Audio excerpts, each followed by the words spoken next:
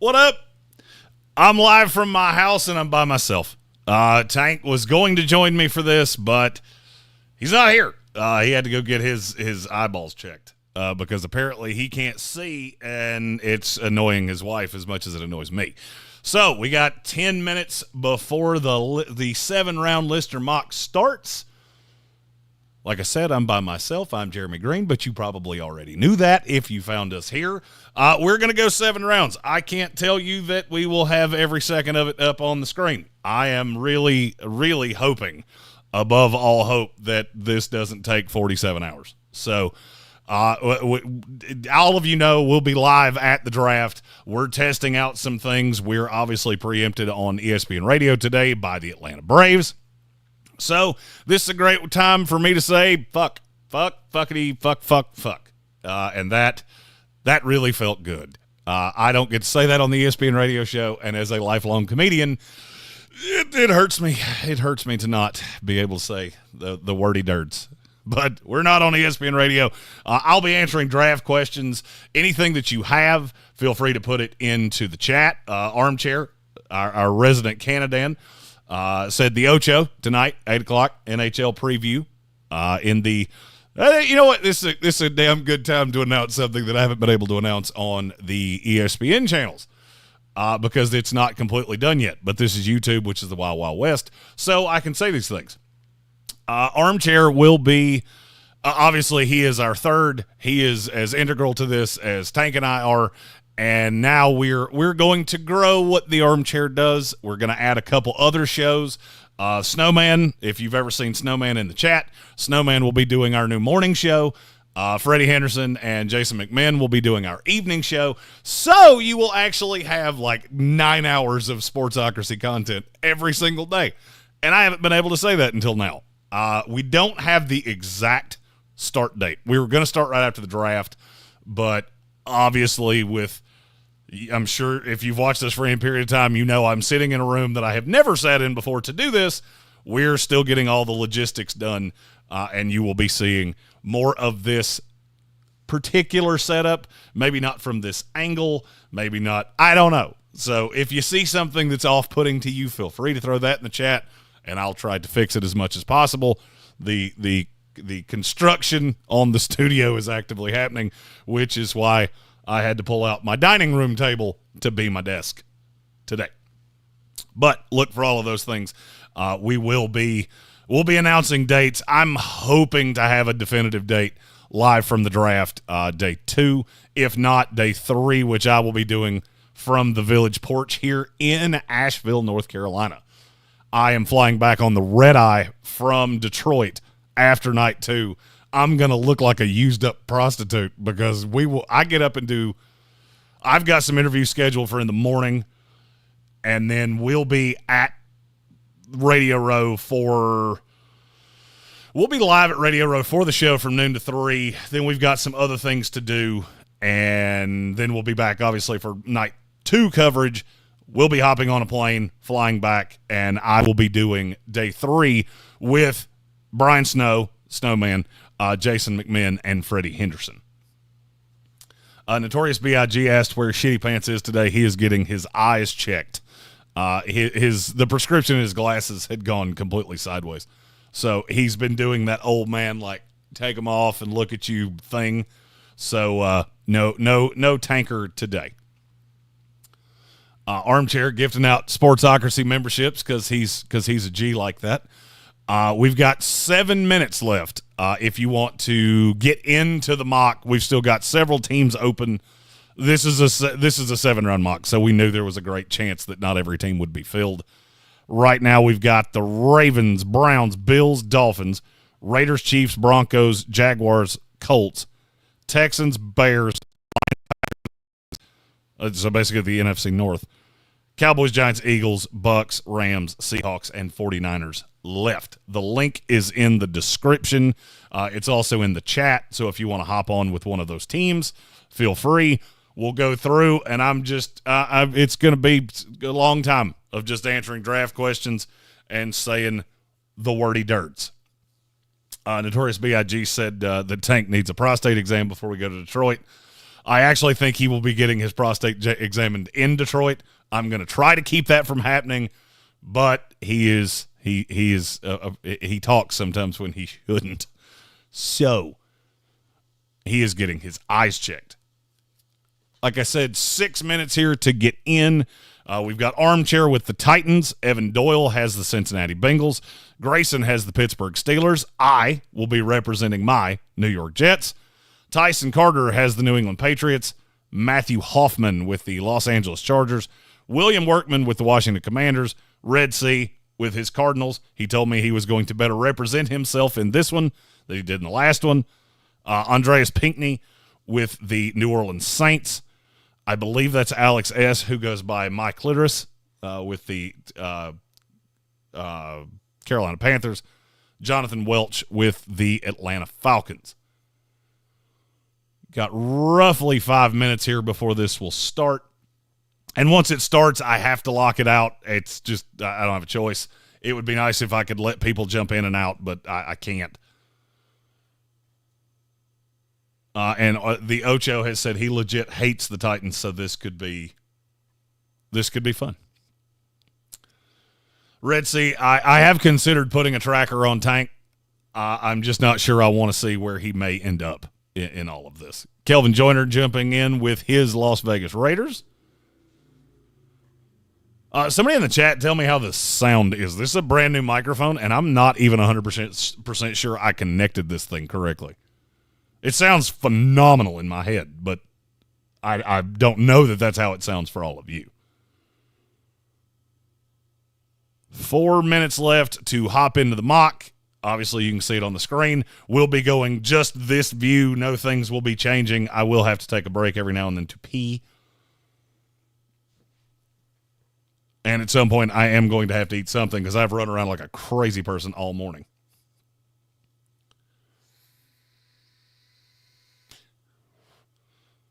Ocho and William Workman said the sound is good.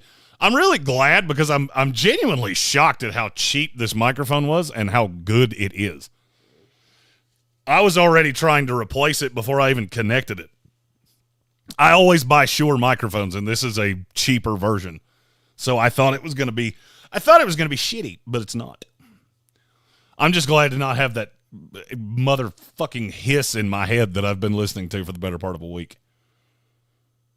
And we appreciate you putting up with that. If there was anything we could do about it, we would.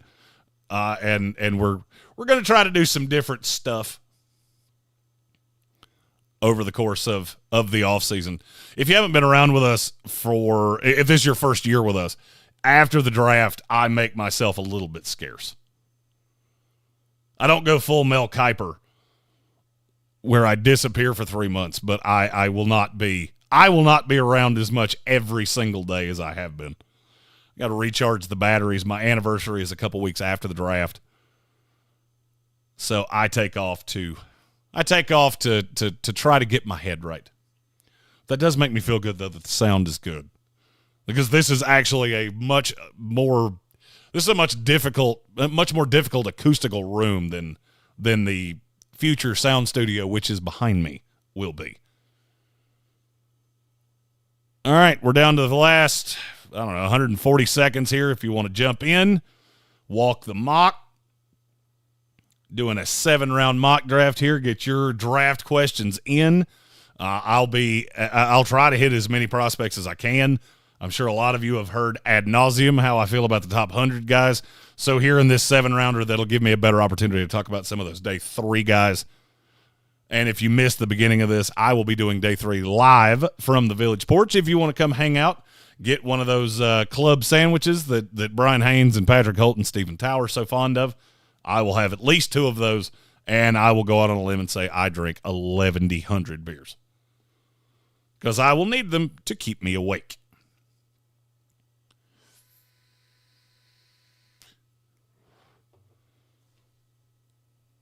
The only detriment of the setup is that I don't really have a kill switch to keep you from listening to the douche flute noises.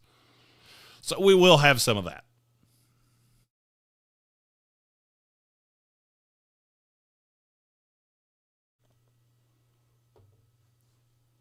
Okay, into the last minute.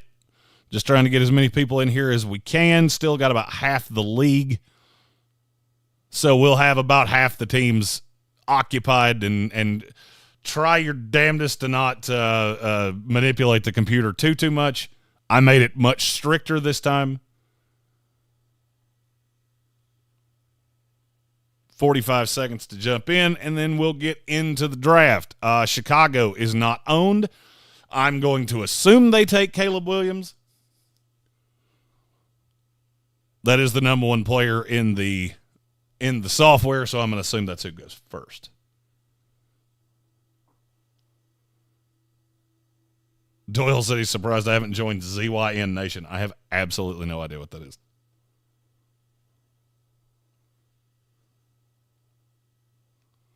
Okay, we're about to that time. Final 10 seconds here. We'll go, 10 seconds on my screen. I would, wait, that latency is not a thing. By the time you hear me say that, then we're good.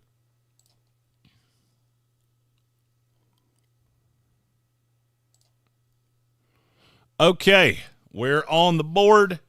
I hope the computer doesn't take 475 years to make their selections. But the only one of the top 5 that is not owned by a person is the Chicago Bears.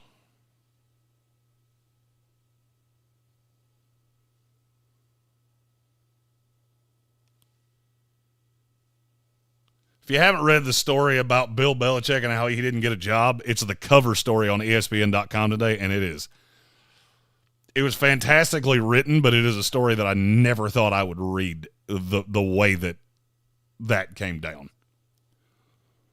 Basically, the gist of it was that the Atlanta Falcons asked every executive who their top 3 to be the next head coach was. Bill wasn't in the top 3 for anybody in the organization. Which is reasonably shocking to me. I'm going to scroll this down. That way you can see the picks on the board. Oh, you're talking about the Zen pouch. Yeah, I did a few of those. Daniel Vale said the city of Chicago is buzzing about Caleb Williams. As well they should be. Look, this is a team that hasn't really had a franchise quarterback in a long, long time. And to say they've ever had one would be kind of a stretch. They should be buzzing about Caleb Williams. Look, I'm not as dead sold on him as everybody else is, but all I'm really saying when I say that is that I don't think he's Trevor Lawrence. I don't think he's this infallible prospect that others have made him out to be. It doesn't mean he's not a good player. He is a good player. Okay, Chicago, you should be making a pick here at some point. For the love of all that's good and holy. Okay, but why are you not picking a player? Oh, there we go. Picks in with Chicago. If it's not Caleb Williams, it's broken. And they took Drake May. Because of course they did. What? Why would I expect a computer to do that? That gets a shit emoji. You get a turd. Ugh. I hate when things don't work out the way they're supposed to. I mean, the good thing is that we all know who's going 1, we all know who's going 2, and it sure as hell ain't Drake May. The computer smokes crack. I'm just convinced that you're smoking unabashed crack. Washington picks quickly. Please, God, be Caleb Williams. Oh, okay. All right. It's just Jaden Daniels at 2. That's fine. It's fine. It's fine. Oh, that was William Workman. He does love Jaden Daniels. I get it. I do. I get it. I get that somebody would be in love with Jaden Daniels. I'm in love with Jaden Daniels. He would be my number 1 quarterback in the class. Tyson Carter, if you don't take Caleb Williams, I think we're going to need to talk. I'm going to assume that's where it goes. And the good thing is that will still lead us with that'll still leave us with the correct 3 players that go 1, 2, 3, just not in the right order. And there's my lovely wife coming home from work and scaring the absolute shit out of me on camera. I almost peed. I thought the government was coming to kill me. And there we go. Caleb Williams goes to New England. So, like I said, even though they're not in the right order, we got the right three, and basically just exactly like the draft will actually be, it starts at 4. So, with Red Sea championing the Arizona Cardinals, Tyson Carter said he resisted the urge to take Marvin Harrison. I appreciate that. The computer didn't do me any favors. But we still have, like I said, the right 3 players. If this isn't Marvin Harrison Jr., I will be dumbfounded. I know how in love with him he is. That is who it is. So we're sitting here at 5 with the Chargers. Vegas is way more convinced that Malik Neighbors goes at 5 than I am. I mean, I think that's probably the right call. But I hear things about Joe Alt going at 5 that I hadn't heard up until now. Daniel Vale said if the Bears took Drake May, there'd be a riot that'll be seen on World Star. I haven't heard World Star referenced in a long time. Good for you. The Chargers hit at 5, take Malik Neighbors. I mean, I think that's a very realistic scenario. I'm not as sold as odds makers are that that's where that goes. I think there is a possibility that Joe Alt goes right there at 5. Now, the New York Giants, who I hope to God don't take all 411 seconds. I will state for the record, the New York Jets are available to make a move at 10 if anybody wants to make a move. It's probably what I would do if I was the GM of the Jets. But you just feel free to send those into the old inbox there. Joe at Drumstar said Joe Alt to Tennessee. That's Joe Alt's floor is Tennessee. To me, there's no doubt in my mind that Alt will not get out of the top 7. He's too good. Tennessee's line is too bad. Really regretting that I didn't set this on 1 minute pick times, and unfortunately, there's no way for me to change that.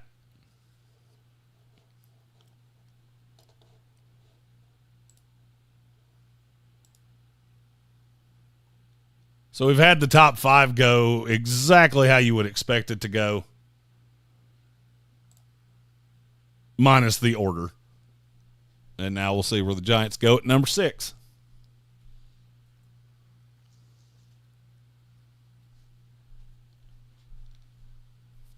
The Giants to me are about as interesting as of a team as there is in this draft because they could take J.J. McCarthy. It wouldn't shock me in the least. I don't think it's what they should do. But there is a great possibility that it's what they would do. Especially if he just fell in their laps here at 6. Oh, Giants pick is in at number 6, and it's Rome Odunze. I don't hate that as much as other people would. I think Rome is just behind Malik Neighbors and just behind Marvin Harrison Jr., and Tennessee will very quickly go select Joe Alt. I have a funny feeling. Yep. Joe Alt to the Titans at 7. So basically, through 7 picks, we have exactly the same 7 players that I'm expecting to go. Atlanta could be the swerve. They take Dallas Turner. I'm not as convinced that that's what they will do. All right, well, I should have said it that way. I'm not convinced that's what they should do. I'm pretty convinced that is what they will do. So now we have Chicago back on the clock at number 9. This is a computer pick, so of course they're going to take every frickin' second that they can. Ooh, somebody sent me a trade offer. Let's see what that looks like.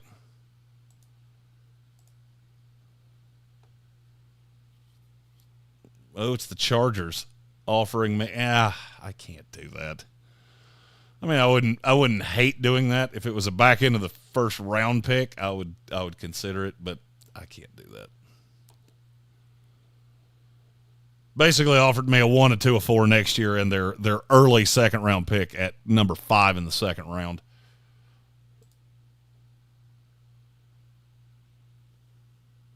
Daniel Vales asked, would it shock me if the Bears took Byron Murphy at 9. Shock me? No. Basically what I've been told about Byron Murphy is that there is no shot that he's going to make it out of the top 15. If he went in the top 10, that would surprise me a little bit, but not as much as Drake May going at 1 in this. Frankly, I think Chicago should take Jared Verse. That's who I would take at 9 if things went this way, because I do absolutely love Jared Verse. I'm not sure what they will do. We'll see in 20 seconds when that pick comes down the old pipeline. Oh, Washington offering me their one next year. I can't do that either. I got to have a pick here. Bears select Ola Fashanu. That would not shock me as much as it would shock other people.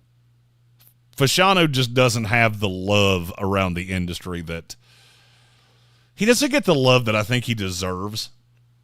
He's a fantastic player. It's just people ding him for not being as good of a run blocker. And since nobody gave me an offer where I could trade back a few spots, New York Jets select Brock Bowers. And I would be very happy, and Tank would have to buy a New York Jets jersey with those sweet-ass new throwbacks.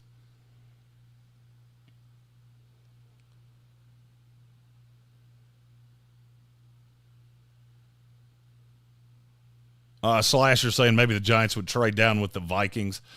I'm not as convinced that Minnesota has to trade up. Look, for Drake May, they would do anything. I've been saying that for what feels like 4 years. Minnesota is dead in love with Drake May. If he fell to 3, and I think he will fall to 3, they would make a call to New England. I'm not sure New England would even pick up the phone. But I'm also not convinced that New England would take Drake May. If they took McCarthy, the call to Arizona would be made, but then you get into, I'm going to call your bluff. Is there another team that would Denver trade up there to get Drake May? I don't know the answer to that. I know Minnesota loves him. I don't know if Denver does. I don't know if the Raiders do. I don't know if the Giants do. And it does cost pretty significantly less to get to 5 than it would take to get to 4. Oh, is that true? Jonte Porter got banned for life for betting on the NBA.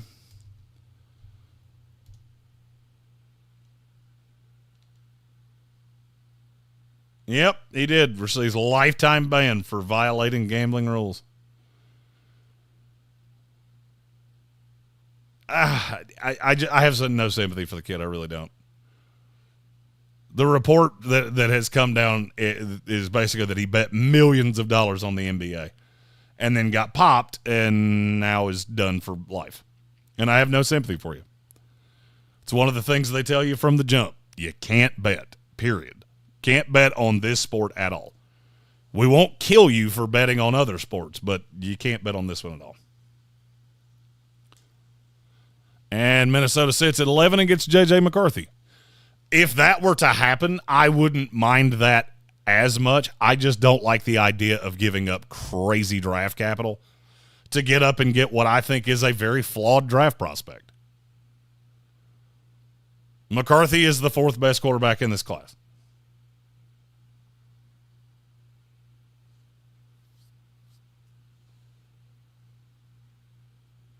Neocho said that Jonte Porter disclosed confidential information about his own health to a bettor, that's also bad. There was a report in the New York Times yesterday that he was betting millions of dollars through a VIP FanDuel account. Either way, yeah, you got what you deserved. All right, so we're sitting here at 12 with the Denver Broncos. I feel like the right 11 players have gone-ish.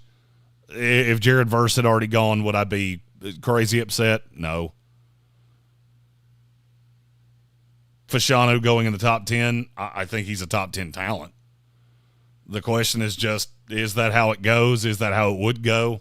I'm not going to lie to you. I don't know the answer to that. Chicago at 9 is the big wild card. If Brock Bowers is on the board at 10, I don't think the Jets can bypass him. That's an excellent run after the catch player to help Aaron Rodgers. Pennywise here saying that Denver should take Michael Penix. I think 12 is too high on Penix. Even with the clean bill of health, this is still a guy that's had his knee put back together twice. The Ocho, he can't get a trade made. It would be hard with this many computer teams. Of which the last time we did this with the 3-round mock, Dallas traded up to 5 to get Marvin Harrison. So that was a little more Wild Wild West, and that's coming from a guy that watched Drake May go at 1. Denver's pick is up, and it is Byron Murphy. I don't hate that. Look, Denver is not good, and Denver's not going to be good next year either. And there's nothing that you can really do about it.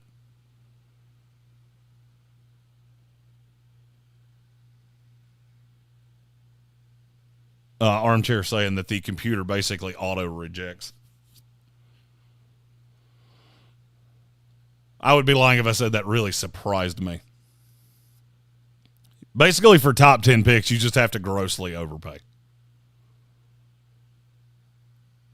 Kurt 2512 asking, could the Dolphins possibly draft a receiver in the first round? It would surprise me just because of the number of needs they have outside of wide receiver. But, I mean, I don't think it's as untoward as people would make it out to be. Raiders here at number 13 is Kelvin Joyner taking Quinyon Mitchell, cornerback out of Toledo.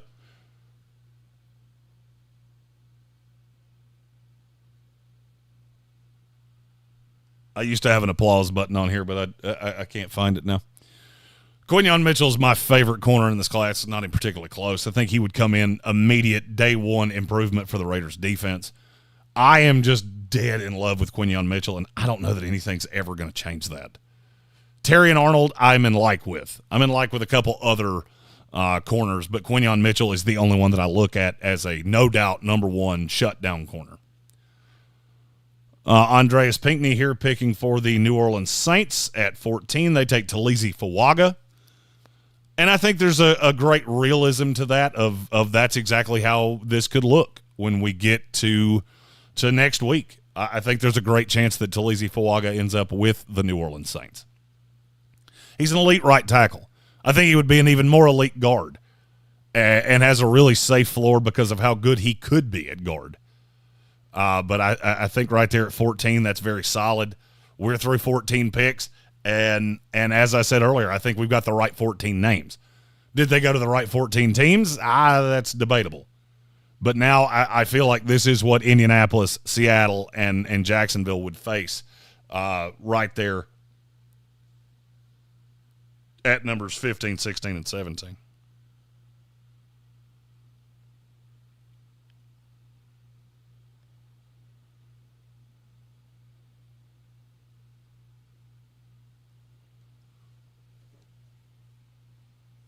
Andreas Pinckney saying that is his draftman's wish. And DNA Tooth Podcast saying exactly, basically saying the same thing I did. This is exactly how this could go, minus you swap Drake May and Caleb Williams, and you're in good shape. Colts coming to the end of their time here. We'll have three pretty... The computer seems to really take its time in the first round.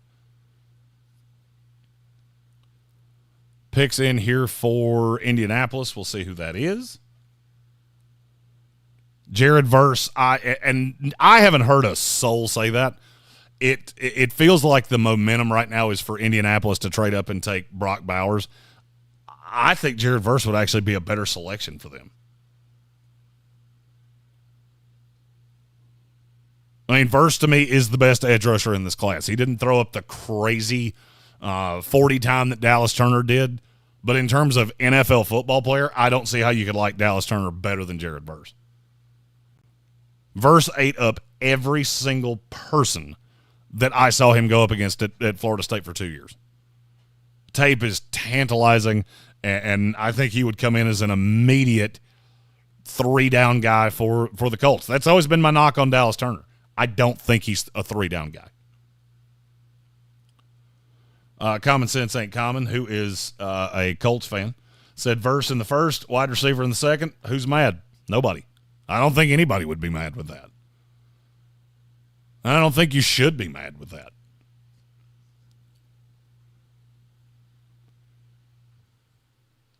Here at 16, I'm going to take a little bathroom break. I will leave I'll leave the board up, and then once I handle the business, I'll come back and recap any of the picks that we have missed.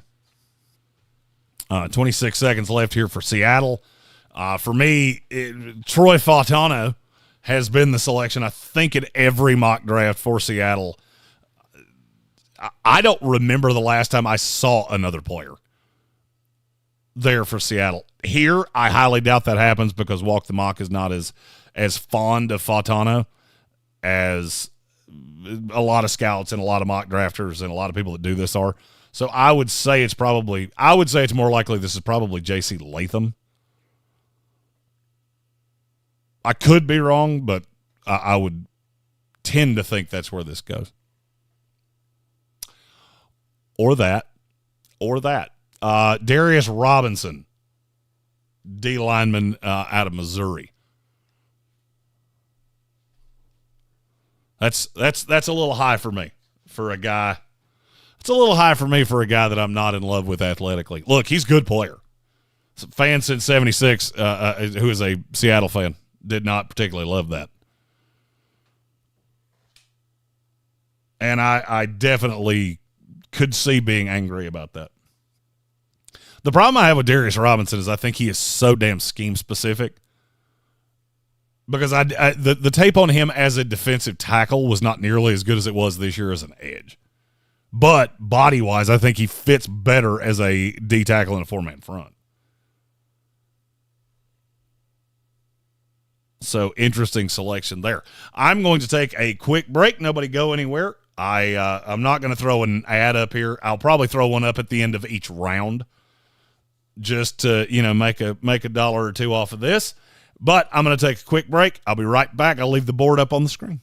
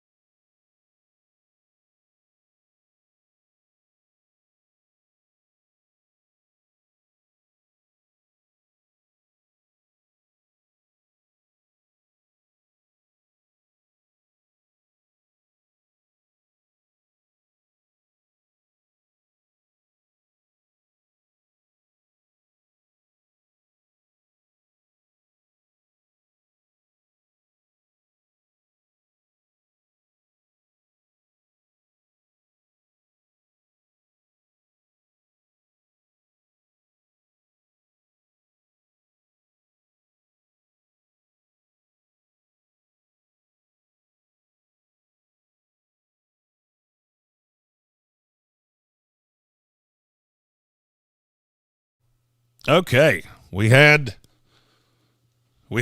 a couple trades while I was gone. So New England trades up with Jacksonville, gives up their first rounder next year to get Brian Thomas Jr. That's an interesting. That's a steep price, but you don't give up that early second round pick, so you could still have an extra player there. That's a pretty solid move. I mean, like I said, the cost is expensive, but you didn't give up anything this year. Fourth round pick, which is fine.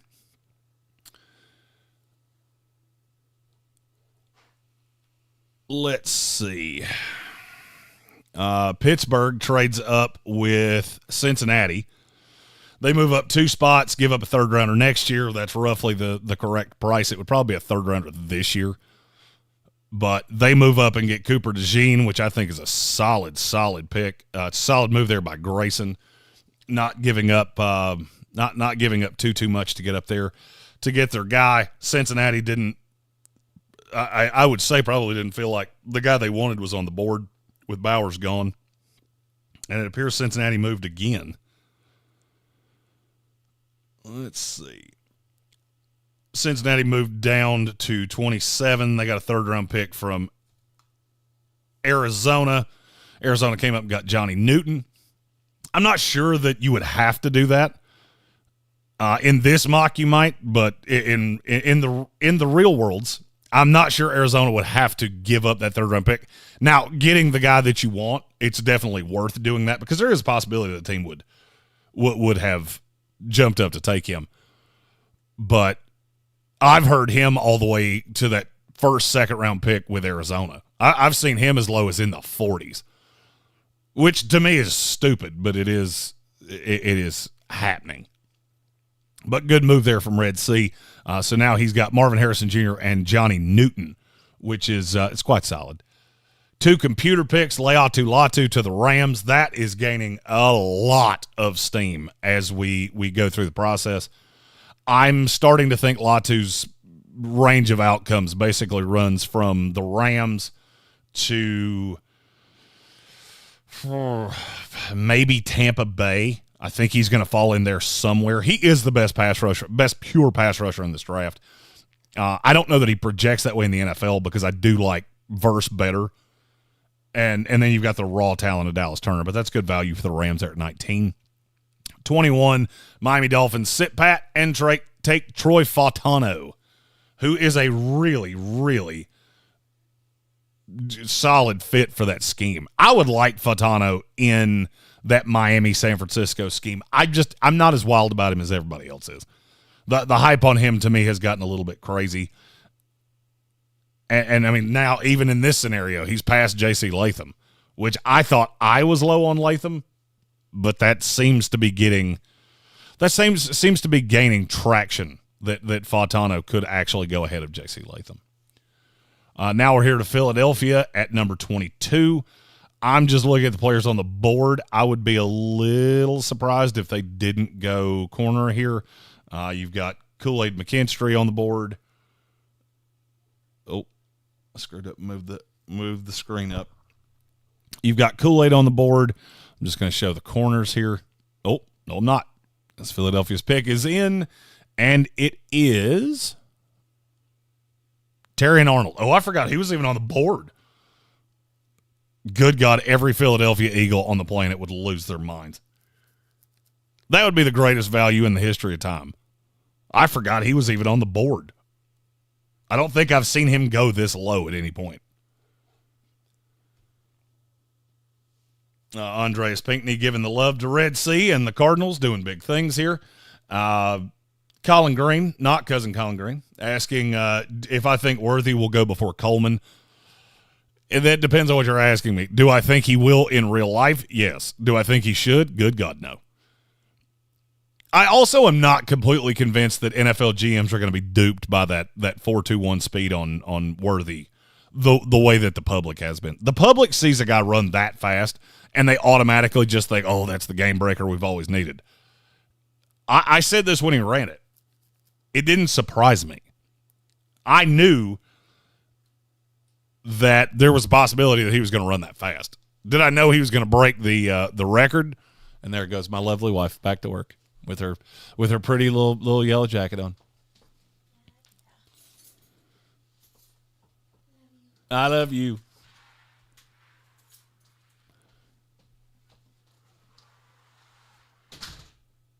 So Terry and Arnold there to the Philadelphia Eagles.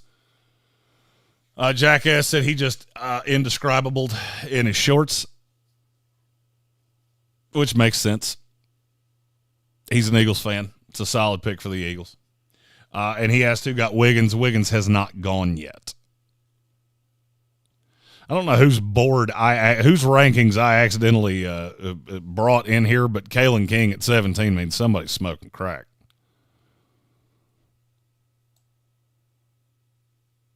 They have Nate Wiggins at 66.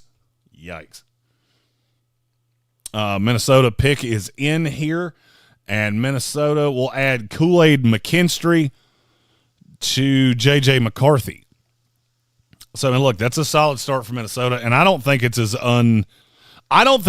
out of the realm of possibility as other people will think. I struggle to believe that any decision maker is as in love with McCarthy as people seem to make it seem. So now we got Dallas on the board here. Still got really higher level players on the board. You've still got Jackson Powers Johnson out there for Dallas here. I'll be interested to see where they go.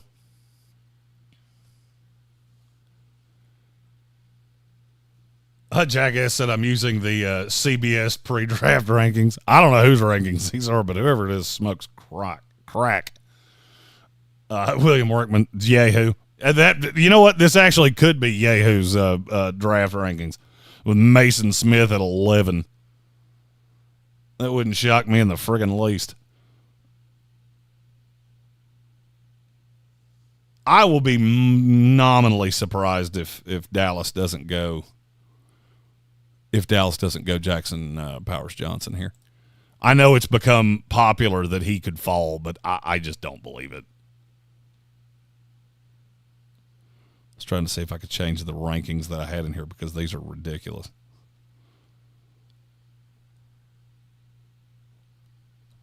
Walk the Mock does have it does have a very nice server and everything looks nice and clean. Whoever's rankings these are, again, is on something much stronger than Tylenol. But okay, Dallas, your time has elapsed. It's time for you to make a selection. There you go. I also wish there was a way for just go. Cowboys select. Oh, J.C. Latham still on the board there.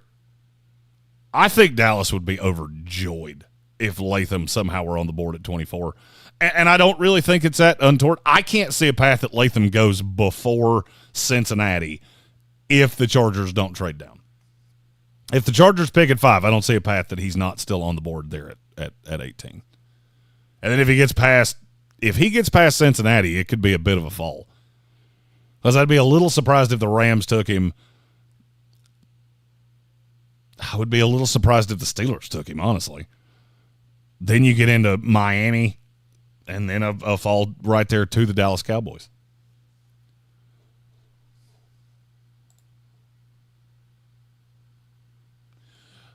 Oh, Jack S. asked a good question here. He said, be real, who are some actual draft analysts that you recommend we go check out? Trevor Sikkema is my favorite. The PFF guys, I think Trevor Sikkema and Connor Rogers are as good as we have in this business. They have some really good creative content that's just different. Others that I think Daniel Jeremiah is one of the high water marks. Josh Norris does really good stuff if you're looking for. Actually, you know what?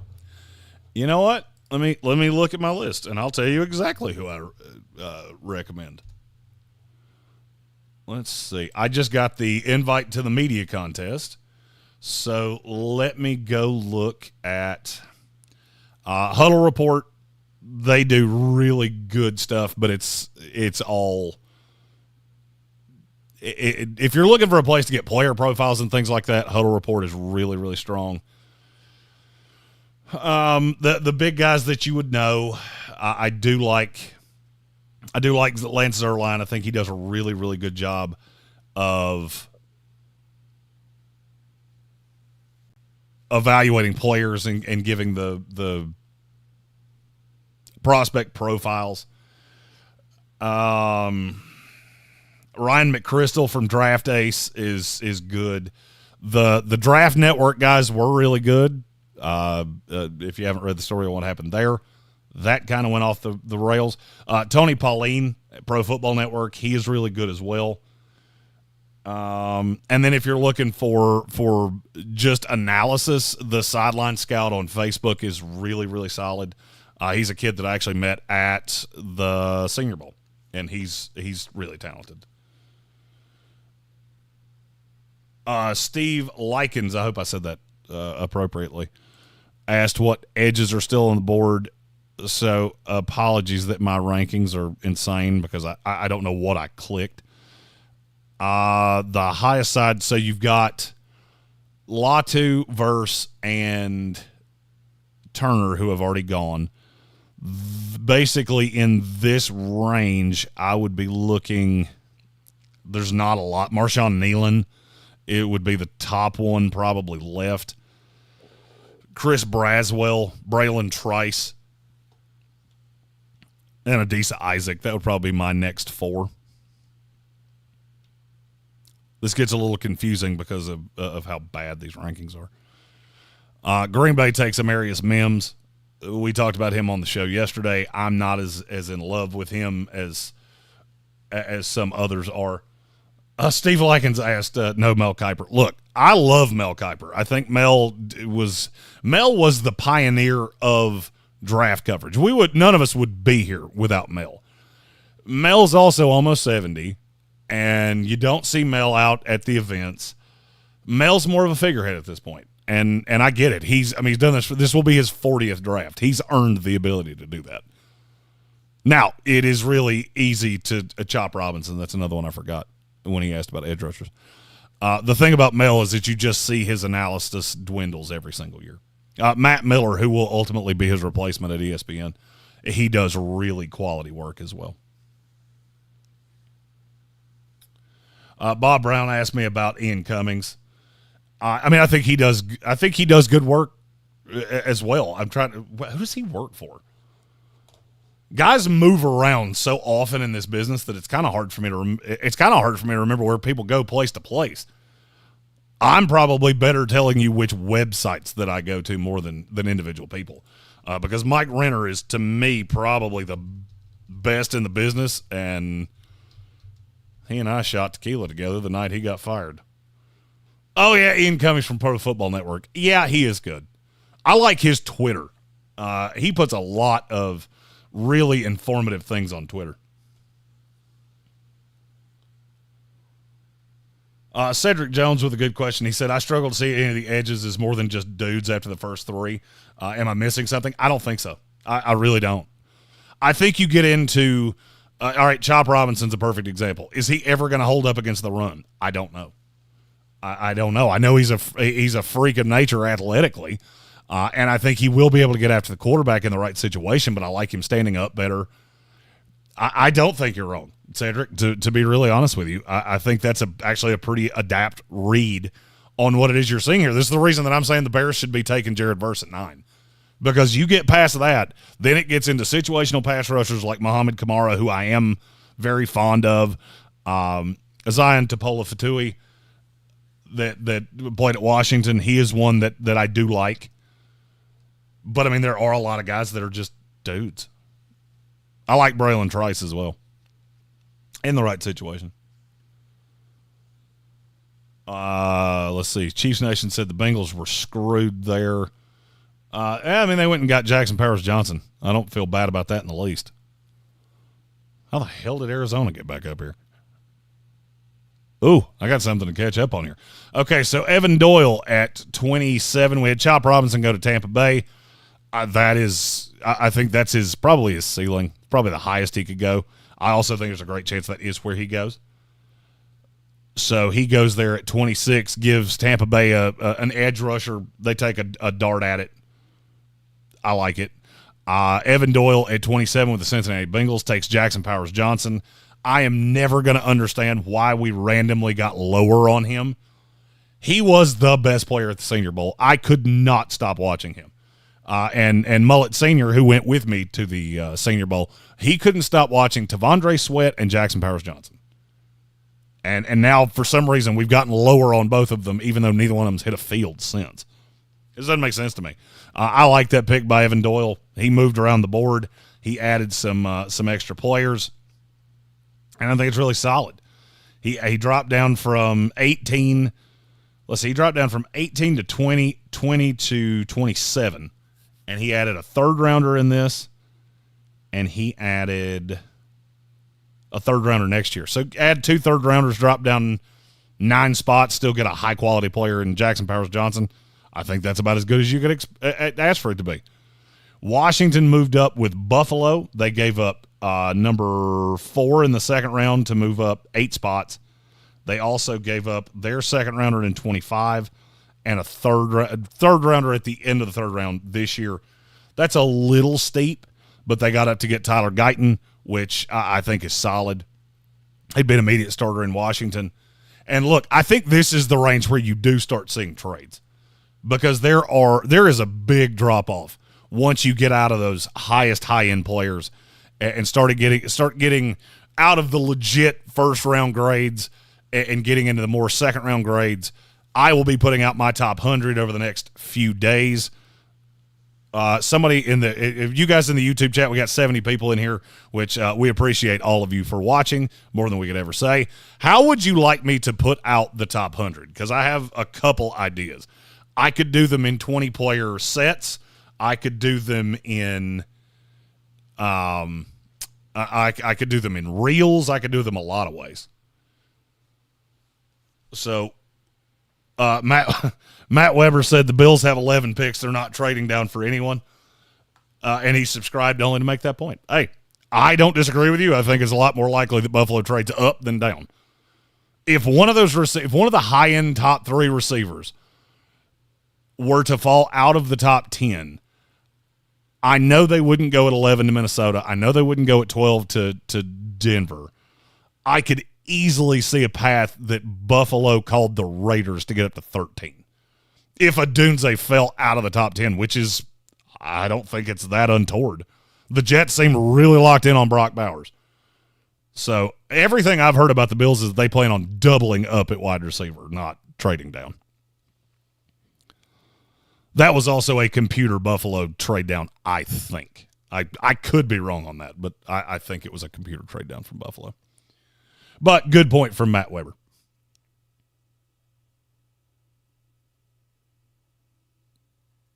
Then there you had Red Sea, the Arizona Cardinals.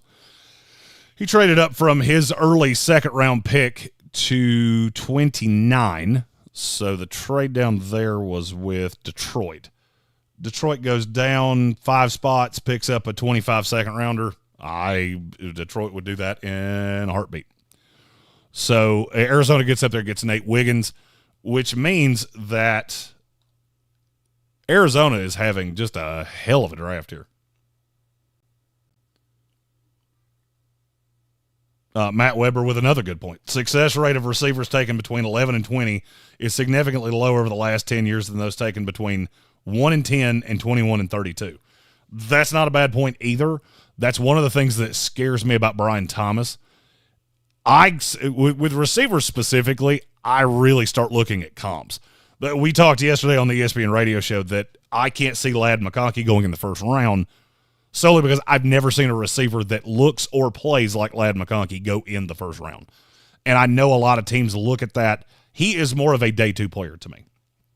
Brian Thomas reminds me a lot of DJ Chark, and I'm not sure that I'm jumping up and down about that. I would want one of those top 10 guys. This is also a class to your 11 to 20 point. Rome Odunze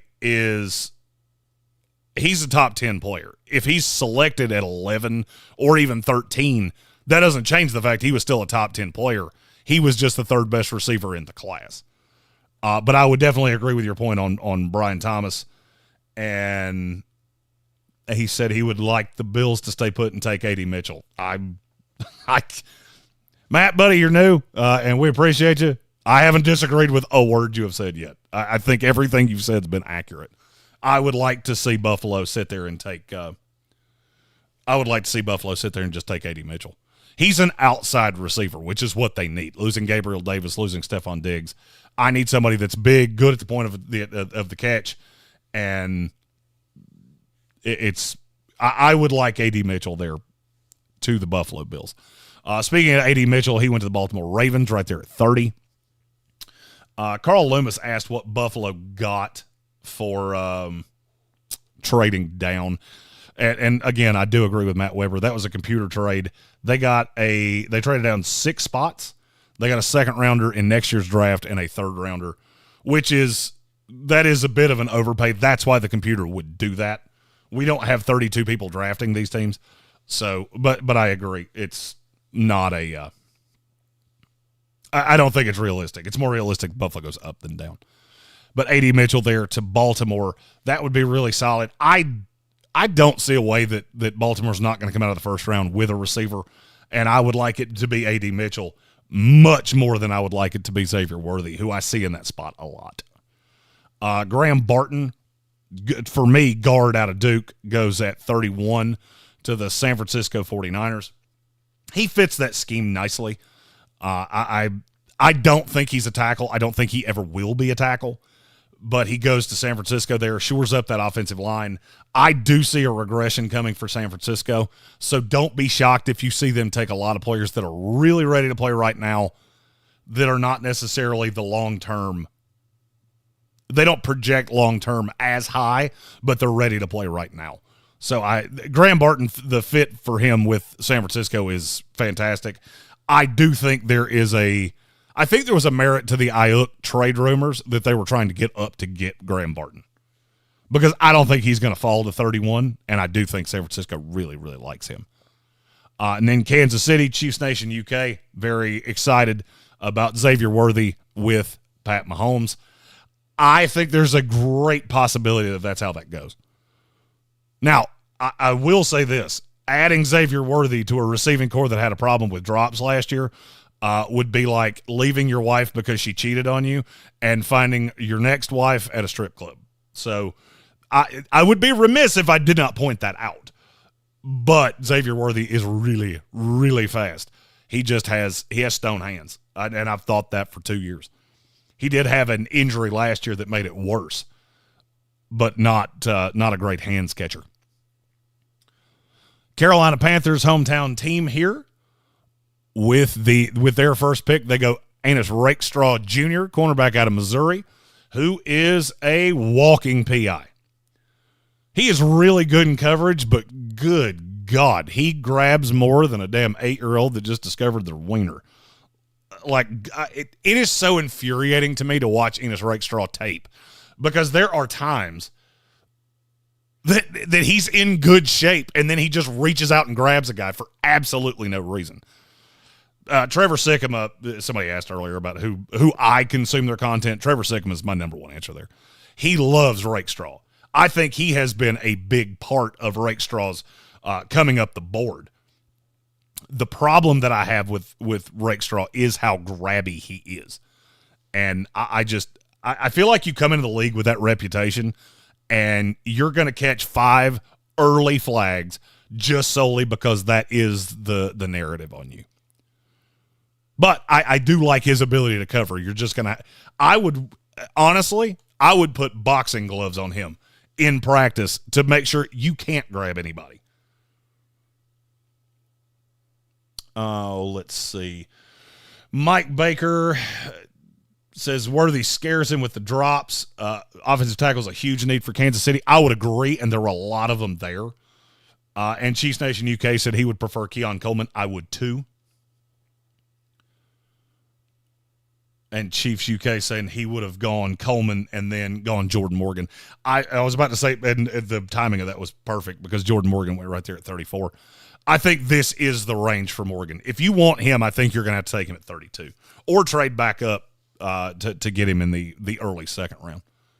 There was a narrative that he could only play guard, and that went away a little bit, which it should have because it was insane to me. But New England, Tyson Carter there taking Jordan Morgan. I think that's really solid. Morgan doesn't have a lot of bust to me. I don't see a lot of opportunity for him to just bust out and be a complete bum, which right there at the top of the second round, that's what I'm looking for. I want a guy that can plug and play, and Morgan can do that right away. Mike Baker asking, is Morgan a true left tackle? He was in college. I think he projects that way in the NFL. He may start on the right side, and some teams may evaluate him as a right tackle. He is not as fleet of foot as you want. So, and I should have said it that way. He's not as fleet of foot as some teams want. He is the anchored left tackle that speed rushers may get him. The only problem is that those speed rushers in large part are like Dallas Turner, and they're so damn small that I think his size is going to will take care of that. So I think he can be a left tackle. At worst case scenario for me, he's a right tackle. But I do believe, to answer your question, I think he is a true left tackle. And there's not a lot of those. There are a lot of guys in this class that I don't see play on the left ever. And Carter said, I don't give a damn what position he plays. Isn't he an offensive lineman? That's a good one. Nothing wrong to that.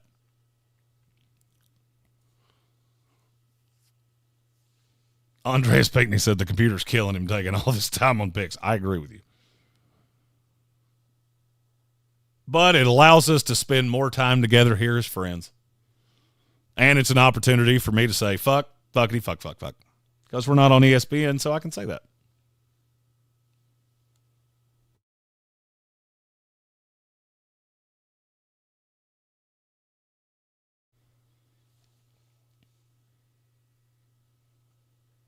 Daniel Vales said the wide receivers are going to eat up Rakestraw.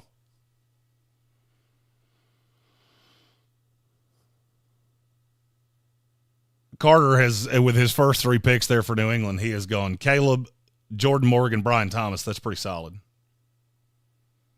That is very, very solid.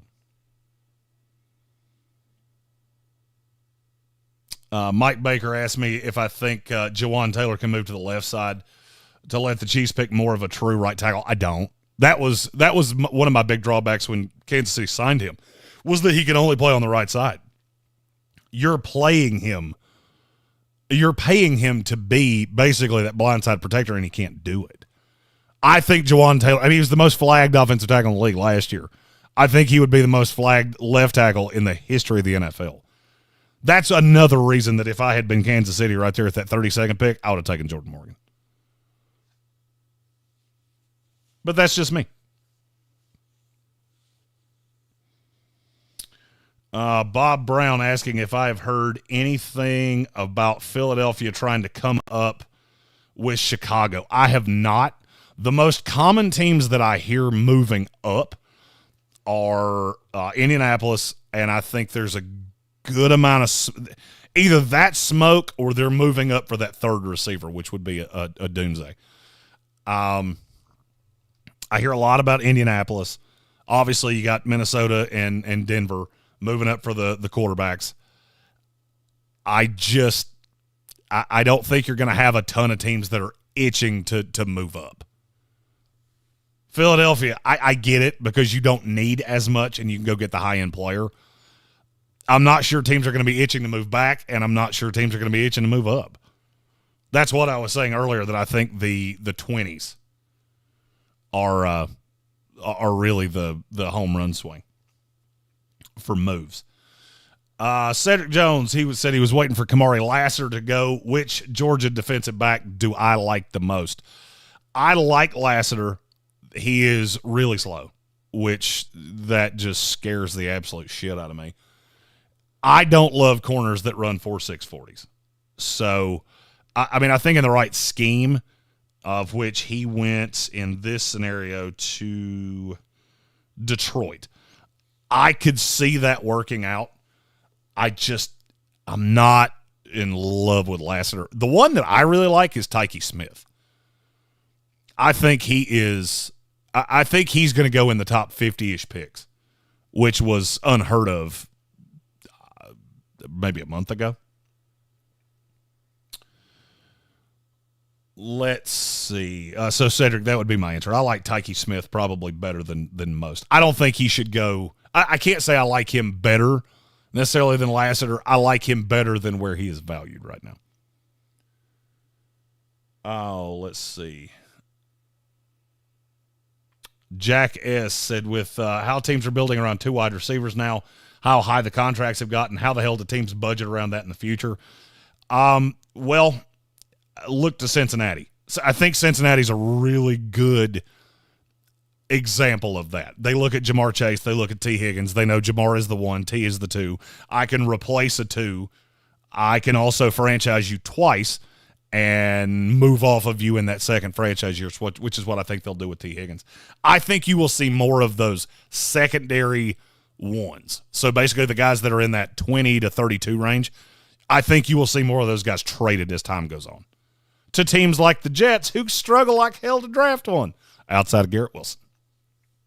That's how I think it will go. I also think you're going to have a market correction at some point if teams are going to look around and go, my God, there are 70 high-end receivers in this league. Why the hell do we keep paying them? Bob Brown said he's shocked I don't have a domestic light in my hand. I have to go pick my kid up from school in 3 hours. So that's why. Or I would. And I drank a mess of tequila last night. So Amy was feeling a little worse for the wear when she came in here too. We were working on the new studio. If you're new to the channel, this is not usually where you find us. You'll find us in the ESPN Radio studio. I am building out the home studio in my house, so this was a great chance to try out all of the new equipment, which seems to be working just fine. And I'm very happy about that because I got a lot of money invested into all this shit to be able to do things from my house. Steve Likens asked, who are some players that I think Detroit would pick if they stayed at 29? The most recent rumor around Detroit is that they're in love with Darius Robinson. So that would obviously be the first one that comes to mind. I was going to take a look at who they've had in for top 30s. I probably put too much into that, but I think it is if not necessarily the player, it's really good to look at what positions teams are bringing in because I think it can help you project a little bit. Let's see. Detroit's top 30 visits. Terrion Arnold, Kalen Carson, Christian Boyd, the defensive tackle out of Northern Iowa. He's a little later down the line. Michael Hall, Jr., Marshawn Nealon. Nealon is a name I've heard with Detroit as well. Kool-Aid McKinstry, Joe Milton, Johnny Newton, Andrew Phillips, Nehemiah Pritchett, Enos Rakestraw, Justin Rogers, and Sione Vaki. So I think it's pretty easy to see that they are really leaning on the secondary. So I think Rakestraw is definitely a player they could target there. I definitely think Kool-Aid could be a player they look at there. I think they will go defense regardless, though, if they hold on to that pick. Oh, let's see. Joshua Brooks asked if I've heard anything about the Jaguars moving up for a Dunze. I have heard a couple mock drafters do it. It has not come directly from the team. So I'm not necessarily sure that that's the way that's going to go. I would say it's more likely that Jacksonville stays where they are and either takes Brian Thomas or takes another receiver in day 2. Evan Doyle said it was too high for Tavondre Sweat, of which we'll catch up on a couple picks here. Ladd McConkey going to the Buffalo Bills, so Buffalo trades down, gets the slot guy. To me, they would still need one that could play on the outside. Ladd kind of feels like a hat on a hat because they already have a couple guys that play out of the slot. I would have preferred, like we said, for them to stay put and draft an outside receiver. Then Matthew Hoffman takes T'Vondre Sweat at number 5, 5th pick in the second round. And Evan Doyle said that is too high for T'Vondre. He's going to fall to round 3 to round 4. Let me just tell you what I hear on that, and maybe it's that I'm biased because I do love T'Vondre Sweat. No, he's not. He ain't falling that low over a DUI. It's just not going to happen. He's the only nose tackle in this class. So, do I think he's going to go 5th pick of the second round? No, that's probably a little bit high. But he's also a really good player that a lot of teams were really in love with. So be careful thinking that I'm not trying to normalize a DUI. It's not like he hurt somebody. So it's not like he's going to get suspended and miss copious amounts of time. I would say Sweat falls in somewhere around 50. That's my projection for him. Now, that's where I believe that is where I will have him in my final ranking for the media contest. And again, how would you guys like me to put out my top 100? I'm going to record it from right here in this spot.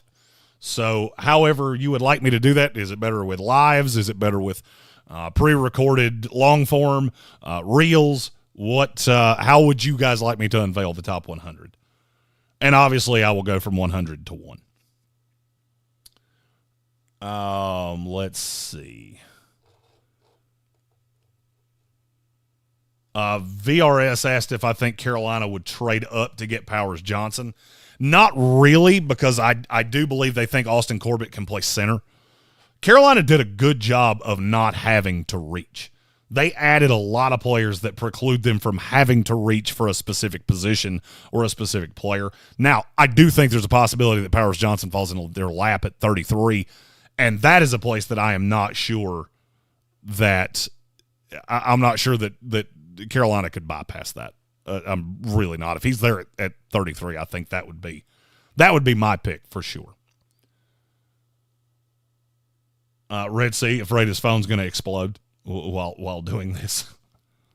Even with the computer taking a shitload of time, we're almost to the mid part of the second round in an hour. So hopefully by 3:20 when I have to get out of here, which is 2 hours from now, we will at the very least be well on our way to that late 5, early 6. That is where this draft goes to die. Okay, Alex S. saying he didn't take Rakestraw. I get it. He may have gotten auto drafted. I think that pick went all the way. I think the timer went all the way down, but I'm not sure.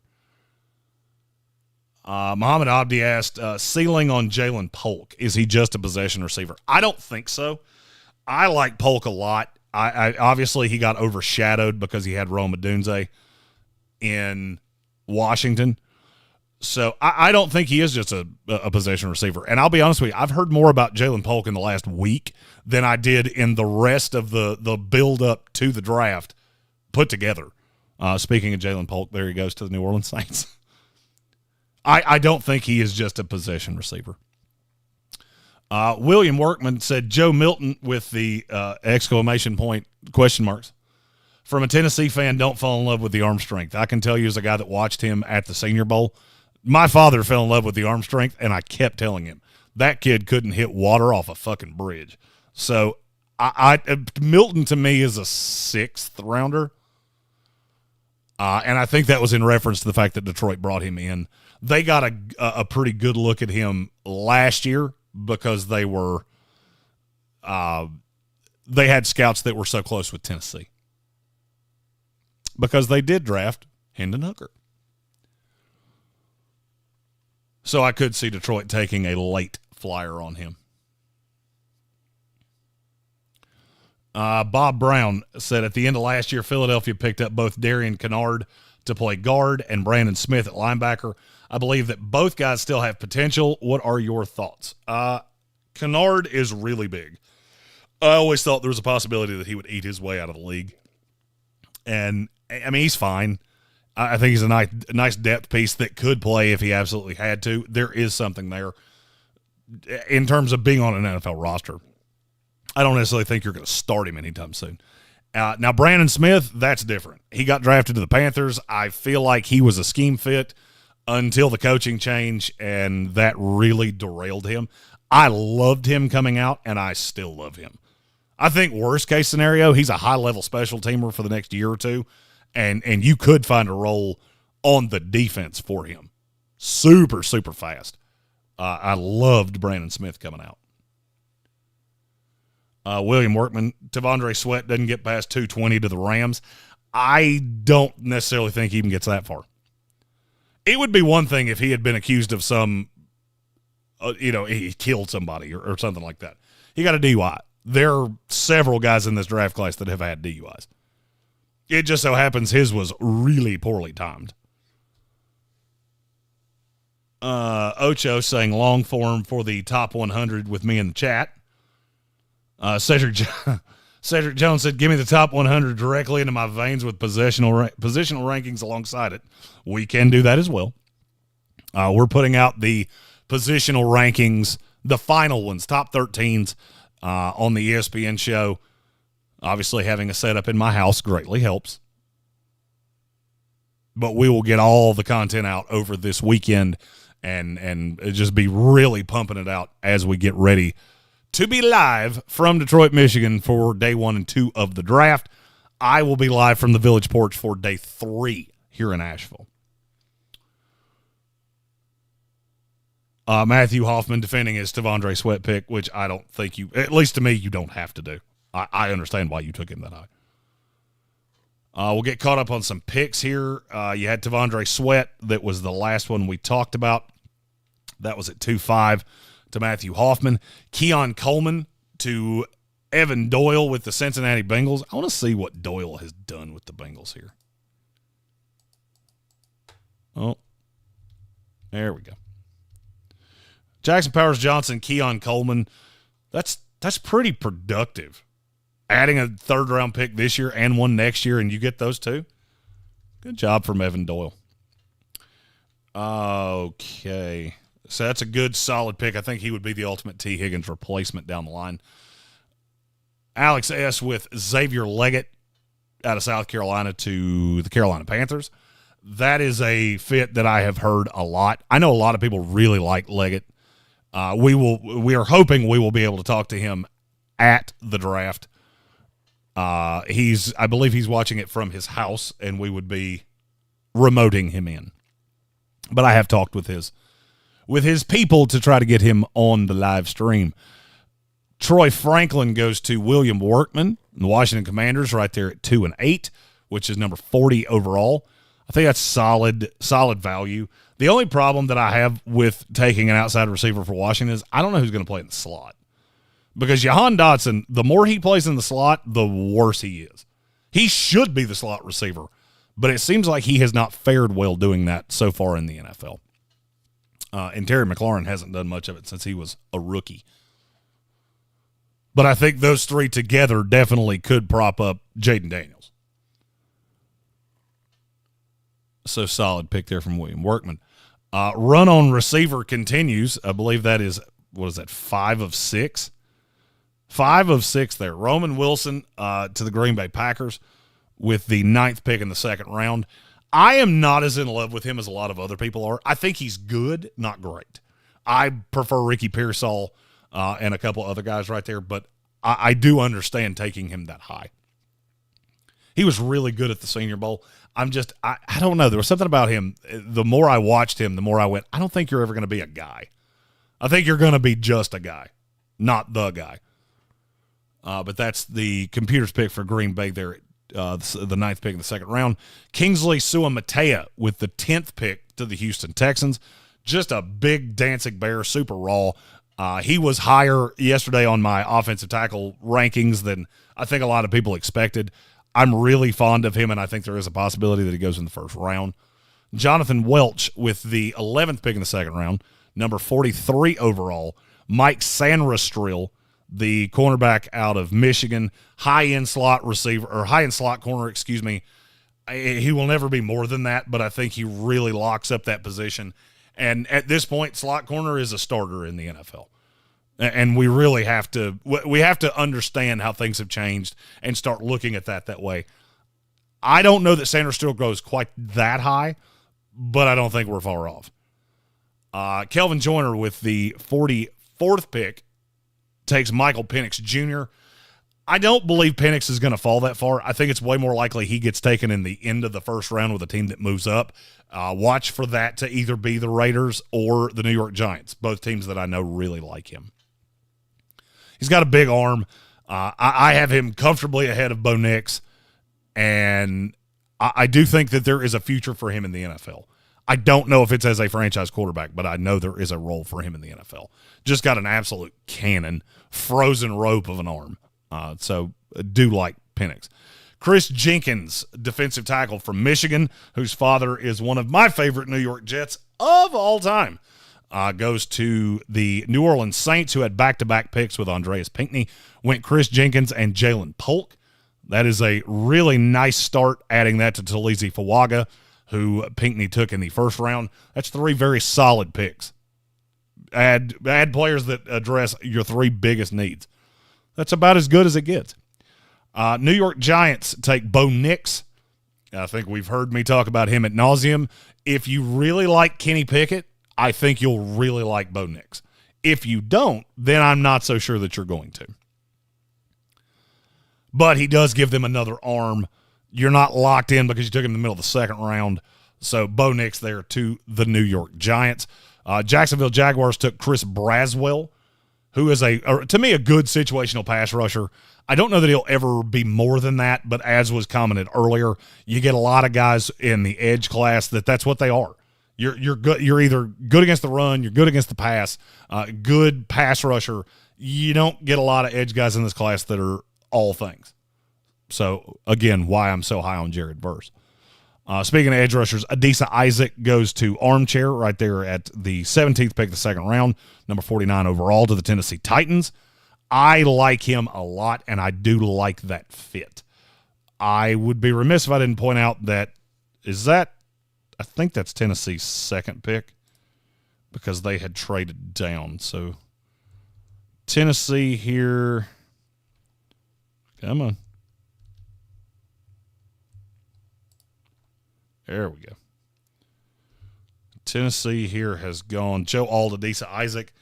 It's pretty solid, but you have to wait for 2 back-to-backs or 2 close to back-to-backs in the 4th round.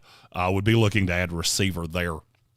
But definitely a solid start from Armchair Commentary, who is picking for the Titans. Philadelphia Eagles, Patrick Paul, offensive tackle out of Houston. He is super, super raw. But Philadelphia to me would be a perfect spot for him because you can give him a year or 2 to develop, get stronger, really become that as good as he can be. And I think he can be really damn good. And then Grayson with Zach Frazier, the center out of West Virginia, who is my number 2 center in this class. He's just got that big damn dude, real tough streak to him. I like Zach Frazier. I like him much better here than in the end of the first round, which I have been hearing. Okay, that was a lot of talking to do at one time. So I'm going to grab my monster. I will be right back. And actually, you know what? Let's play an ad right here. Maybe pay a few bills. I gotta pull it up. And yes, we're always sorry that we have to show ads, but we do have to make money as well. Go.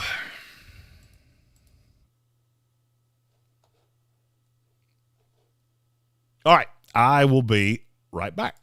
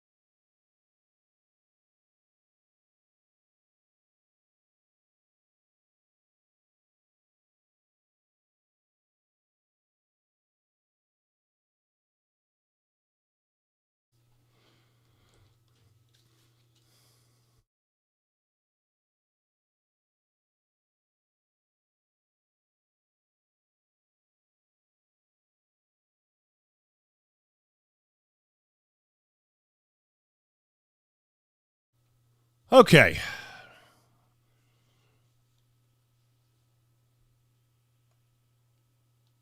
Just reading back through the chat. Appreciate everybody lasting through the ad. We will be changing certain things with the ESPN radio production moving forward, so there will be less ads.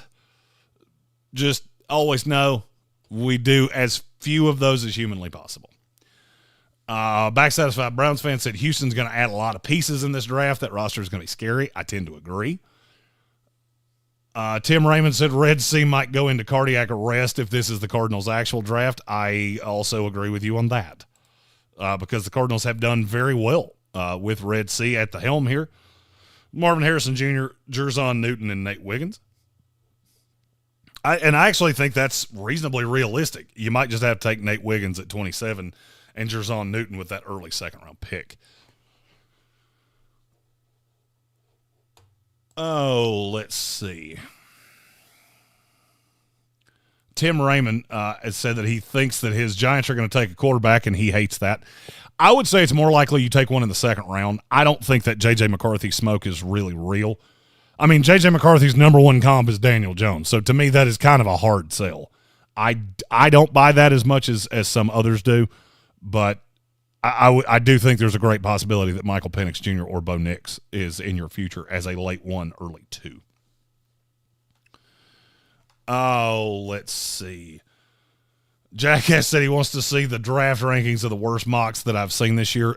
Yahoo. Oh, shit. He said I can only take one from Yahoo and CBS. Well, shit.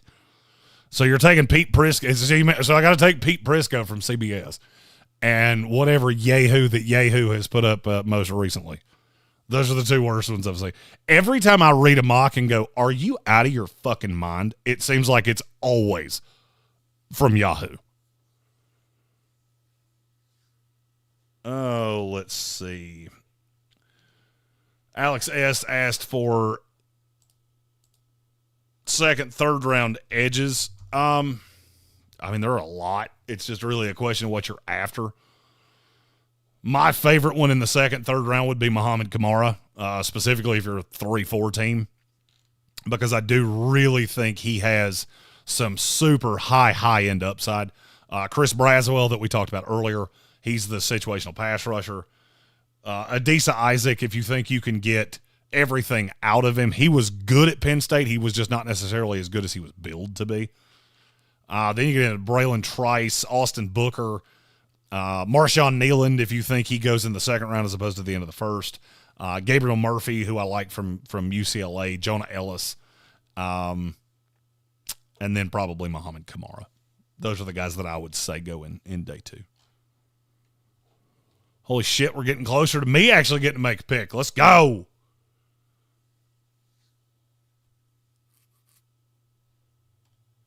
Okay. Evan Doyle asking if I've read Dane Brugler's draft book. Dane does awesome work. I have never gotten the chance to meet him, which makes me really, really sad. But he does do just tremendously good work. We will not be here all day with the bots. It took just over an hour to do the first 2 rounds. And I'll be really honest with you. It's giving us more time to be here as friends. Also, I can't change the timer. If I could, I would. I thought we were going to have a few more people actually actively drafting these teams. So it recommends you do 2 minutes for trades. So that's why we nestled on that. Oh, let's see. Andreas Pinckney was talking about scheme fit taking taking Chris Jenkins over Braden Fiskey, and I would agree with that. He is kind of a hat on a hat with Brian Breeze. The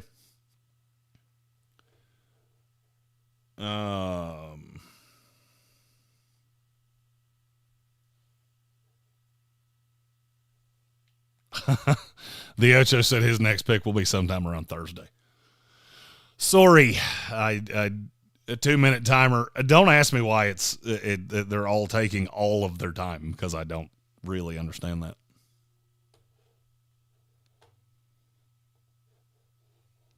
Keep firing those draft questions out in the chat. As always, we appreciate super chats or anything like that.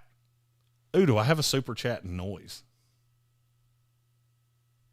Well, not sure how you pronounce it or anything, but I believe it's Menage a Trois. I think that's just so happened to be the first button I pushed. I think that one's as good a one as any.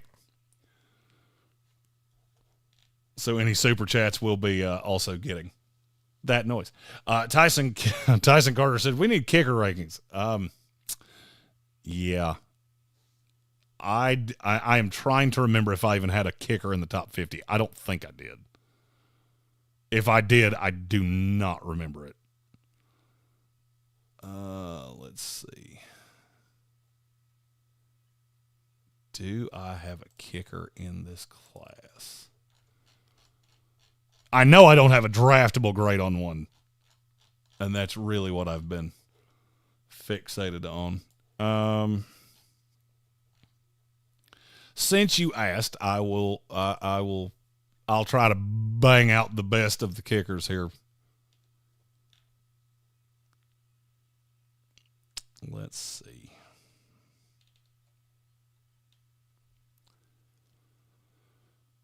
Boop-a-doop-boop-boo, boop-a-doop-boop-boo.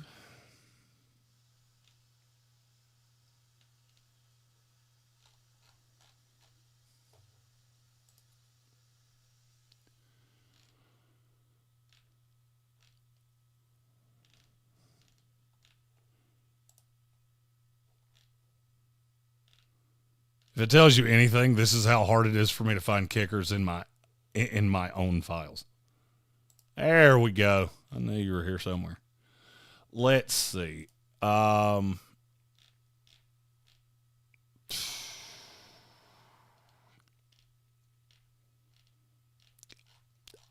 think the only one that I have any faith in whatsoever is Cardi out of Stanford. I would say that's the only one that I could even potentially see being drafted. Will Reichert just doesn't have a big enough leg. Harrison Mevis is just not accurate enough. And then in terms of punters, it's Torrey Taylor, end of message, repeat the line.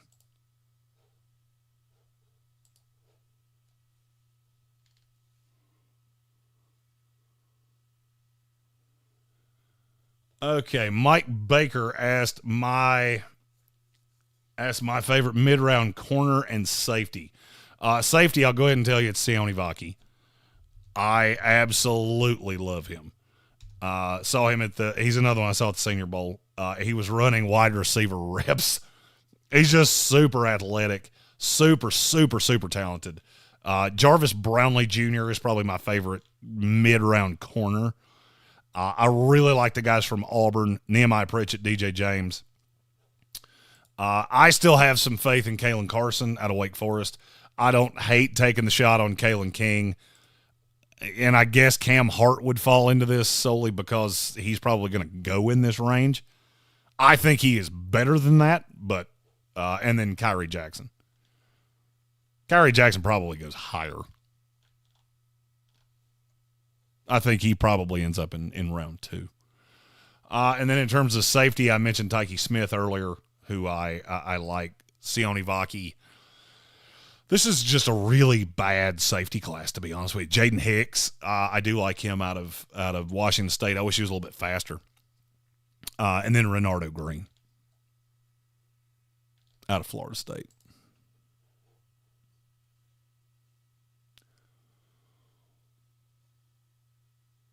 Okay.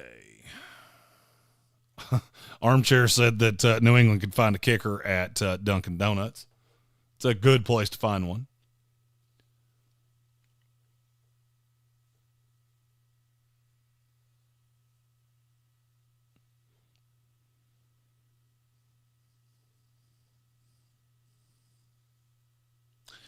Chiefs Nation UK asked about my new ranking on Kalen King. I have him somewhere at the end of the 5th round. And yes, I do realize how tremendous of a fall that is. Kalen King to me will be a player that I think we talk about 2 and 3 years from now as why the COVID year and the extra year in college and the NIL is actually making it easier to draft, because we saw the downside of Kalen King in his final year at Penn State in a way that we usually wouldn't have. Look, Kalen King was going to go in the top 15. That's where we were at. And then Marvin Harrison ruined his life. And then we saw the warts because he had been around long enough and he went up against the high-level competition. And so instead of wasting a first-round pick on a guy that just can't play, you see all of those things bear themselves out. And I think that is a positive of the extra COVID year and things like that. I think he will be a poster child of that moving forward.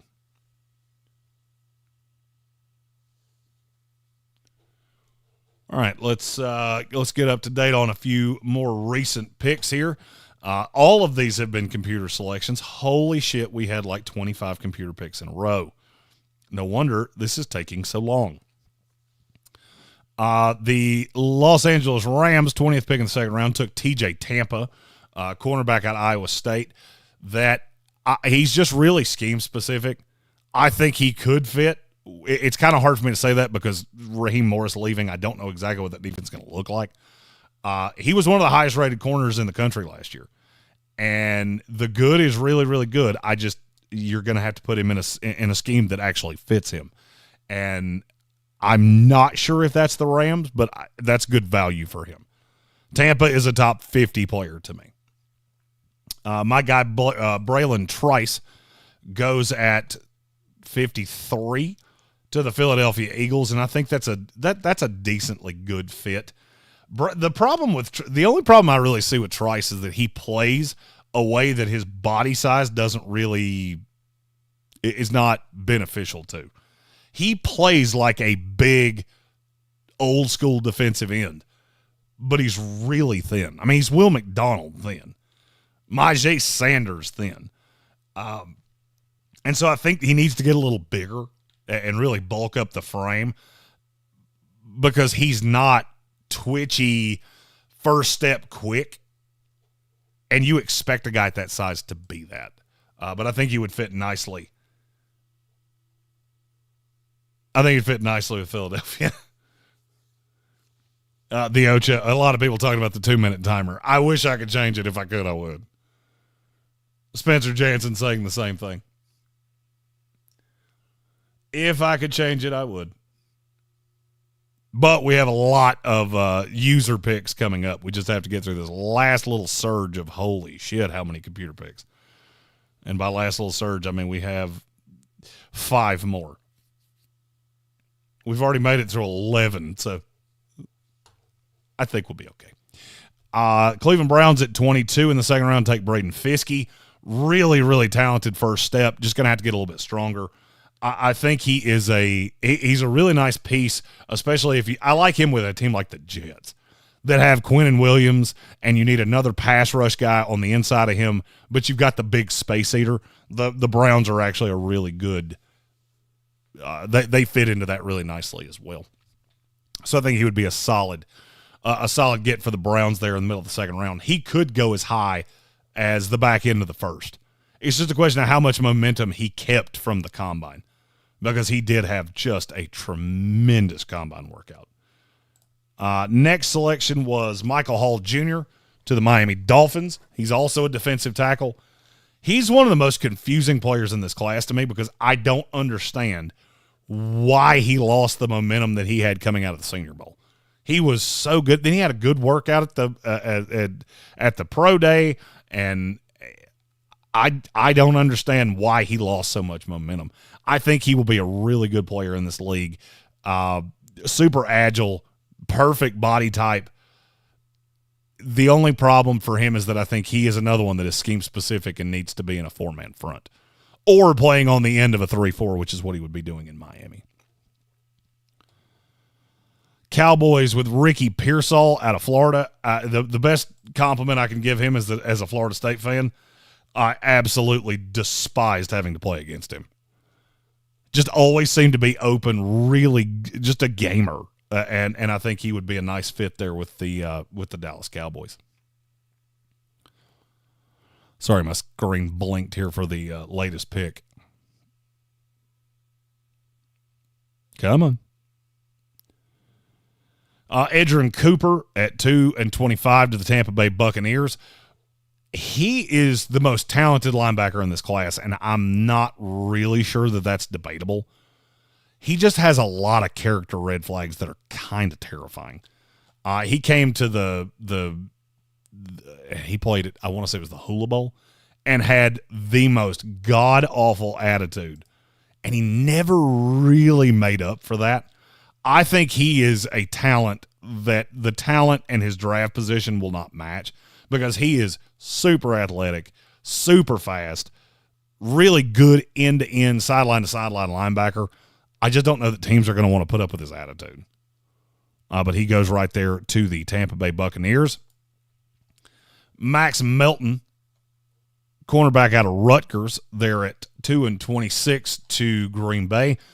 I'm not sure that there is a player in this range that I'm asked more about than Max Melton, because people that like him really seem to like him. I mean, they think he's an elite, high-end corner in this class. He's a little small to me. He can do a lot of different things, and I don't think he is limited to one scheme. I do want him pressing. I do want him in a into a more man-heavy scheme, because he's not as good in zone. And he wasn't terrible as a zone corner. It was just inconsistent, and he's got to learn to tackle, because he's not a good tackler at all.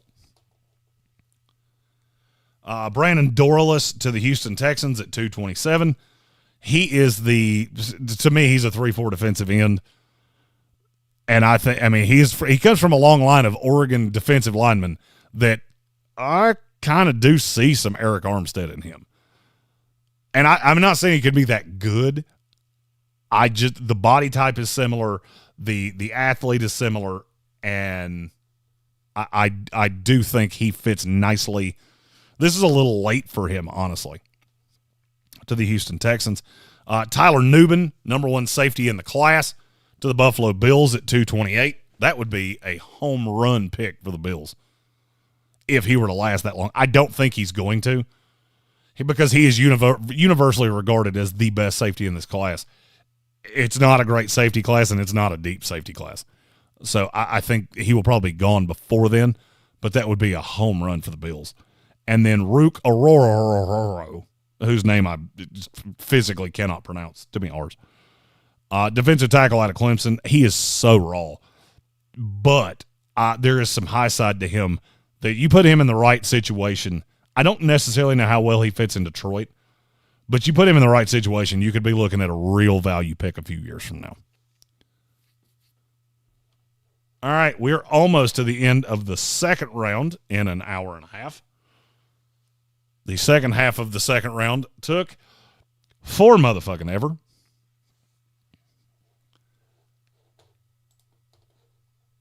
I'm going to take another glance to see if I can. Oh, yeah, there's no way for me to speed these up.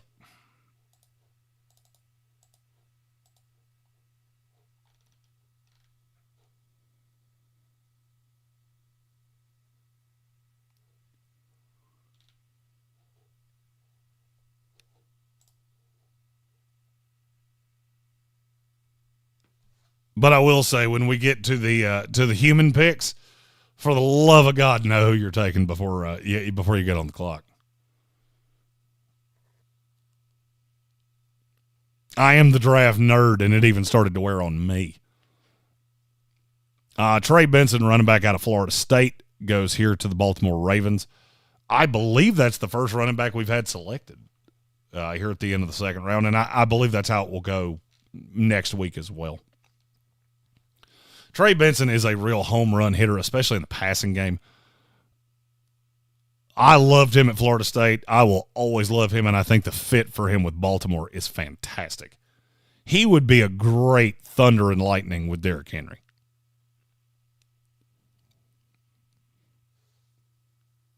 Only got 2 more computer picks, and then we go 7 of 8 are user picks.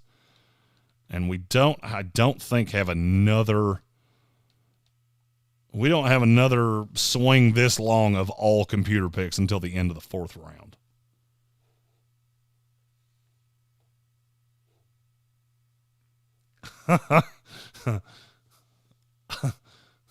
Spencer Jansen said he's too far gone. Don't take away the clock.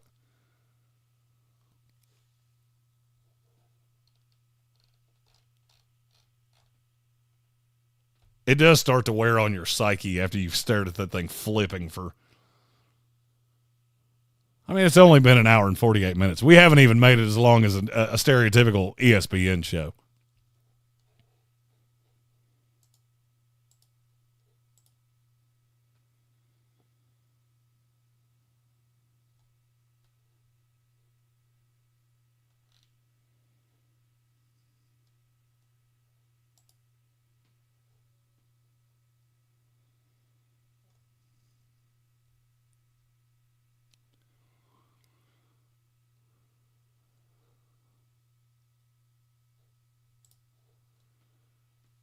Oh, we've officially hit 1 million views on YouTube.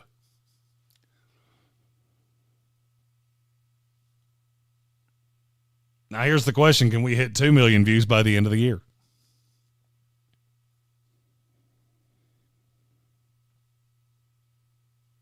I knew that was coming at some point. I didn't know if it was coming today or possibly later in the week.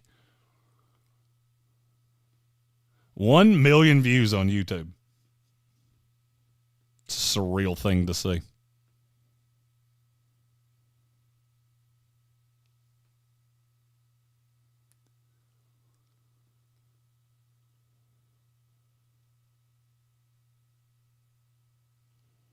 We are finally to the next, we're to the last pick of the ridiculous amount of computer picks in a row. Tez Walker going to San Francisco with the next to last pick of the second round. I love Tez. He just, my God, he struggled to catch passes at the Senior Bowl. He was open all the time, but my God, he couldn't catch. I think he's a value for somebody at the end of the second round. If you can teach him to catch, he'll be just fine.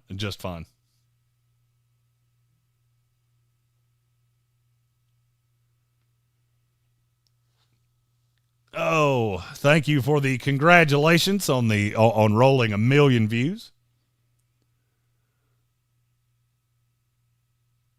Jack S. said, can we do a 1 million views bar meetup? 100%. Day 3 of the draft. Or, I mean, if you were asking about today, I do have to go pick up my kid in like 2 hours. But yes, day 3 of the draft, we will be in a bar, and by we I mean me. And we will have some of our new friends like Brian Snow, who will be hosting our new morning show on this here channel, and Freddie Henderson and Jason McMinn, who will be hosting our new evening show on this channel. And we can say the wordy dirts. Oh, let's see. Alex S. asked if Hayes or Beebe could be a center. I'm assuming you're asking me about Cooper Beebe. I'm not going to tell you he couldn't be. I just have never seen him do it. And Hayes, I'm not sure which Hayes you're talking about. Let's see. Oh, I bet you're talking about Christian Haynes. Again, that's another one that I've never seen him do it. So I can't tell you can't. Maybe. That's a skill that's kind of hard to project.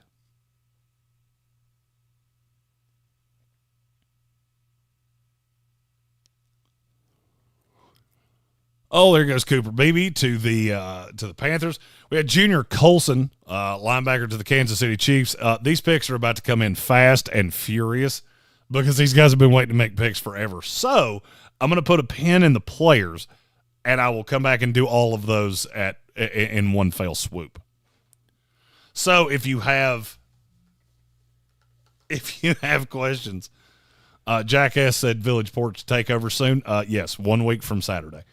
And Jeremy will be super tired.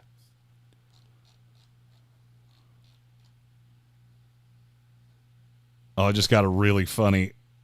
What is this guy's name? Kinetic 6154. JJ McCarthy's not good. Tells me everything I need to know about the quality of content from this channel. That's the kind of shit I deal with all day, every day. If you're willing to bet your house on JJ McCarthy right now, I'll bet it with you. I'll bet it with you, and I feel a lot better about my side than I feel about yours.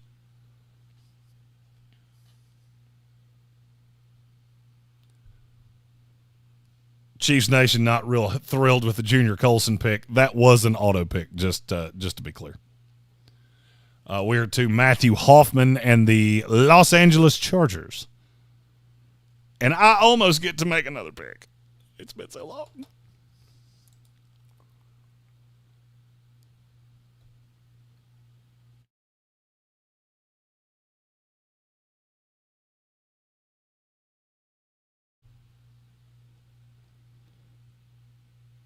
Now the fun question for me is, so who exactly do I want to take when I come up here?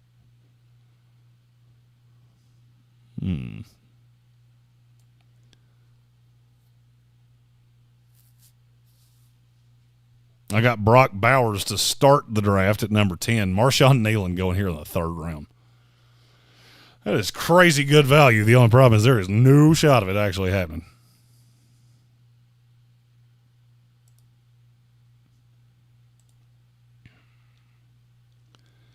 Is there an offensive lineman that I won't want to die if I draft?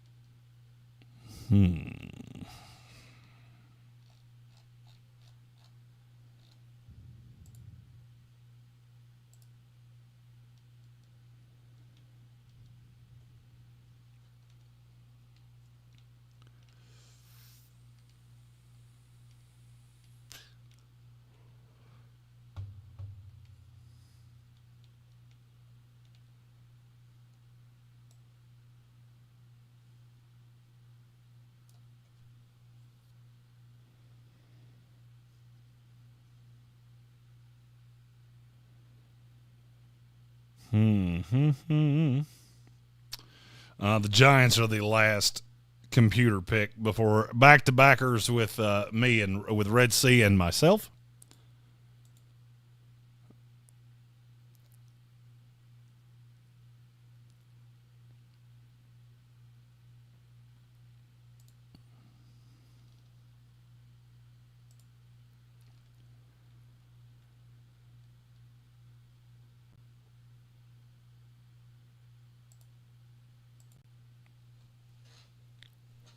Oh.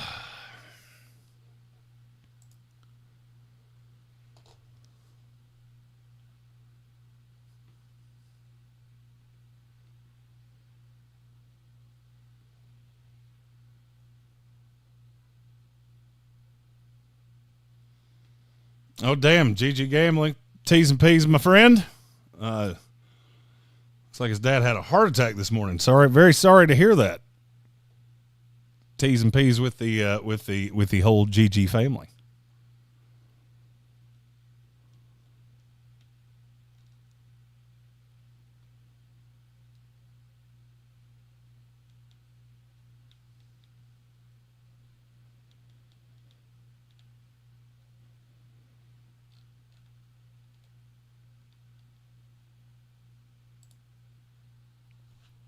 All right. Pick there for me, and now we're back into a couple computer picks.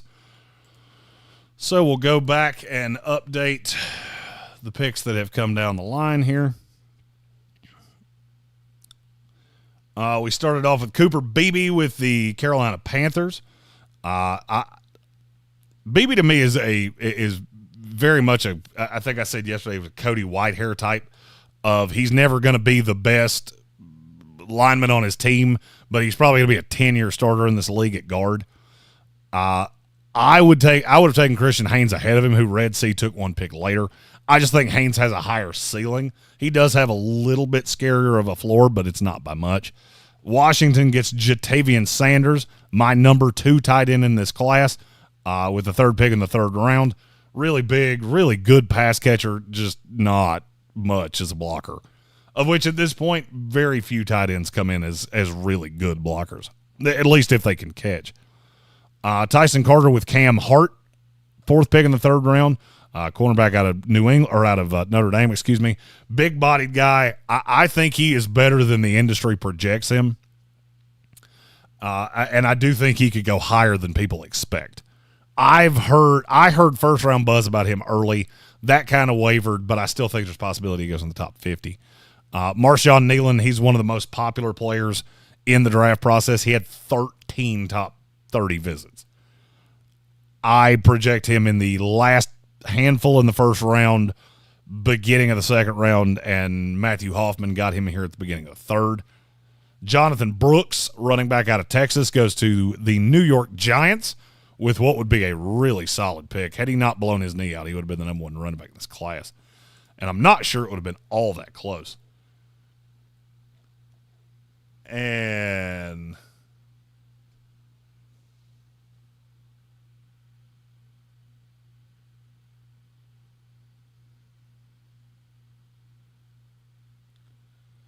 go to you, Swag. Appreciate the kind words. And I wasn't saying JJ's not good. I don't think he's top 10 good. That's my knock, is that I can't figure out how I would look at this class and see him as the 6th best quarterback. It's a lot of projection. And if you look at the history of taking quarterbacks in the top 10, guys that you're projecting bust at about an 80% rate. I'm also terrified of the situation he's going to go into. If J.J. McCarthy winds up with the New York Giants, he is LMNO fucked. I mean, they have 1 receiver to throw to, and they can't run to save their lives. So with no Saquon Barkley, I feel like it's a death for anybody, especially a quarterback that went higher than he should have. That's how I should have said that.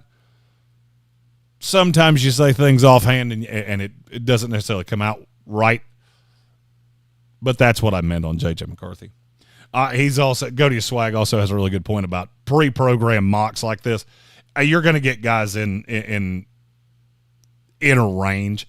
Very rarely. PFF does a good job of, if you crank up the, I can't remember which setting it is, volatility or something like that, you can get guys that fall like rocks and guys jump up. The only problem is that you'll start seeing guys that are 5th rounders going in the 2nd. And so then it gets into so out of the realm of possibilities that it's almost hard to track.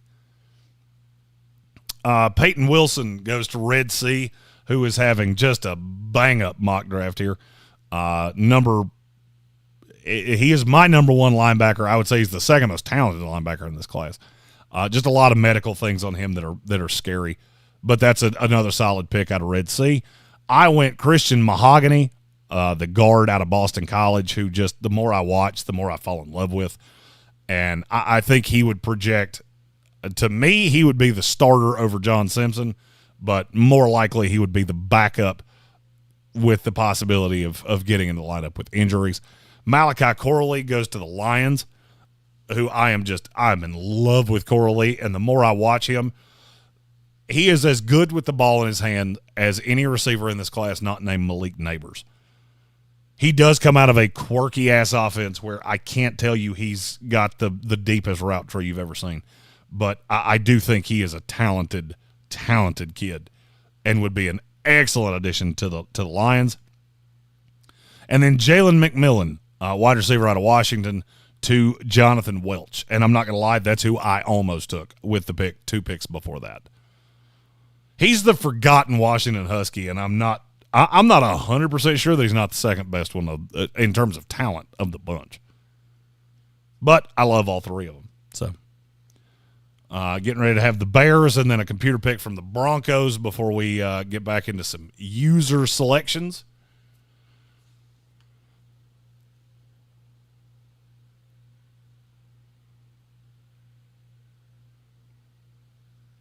Great chance that we will not make it 7 rounds here.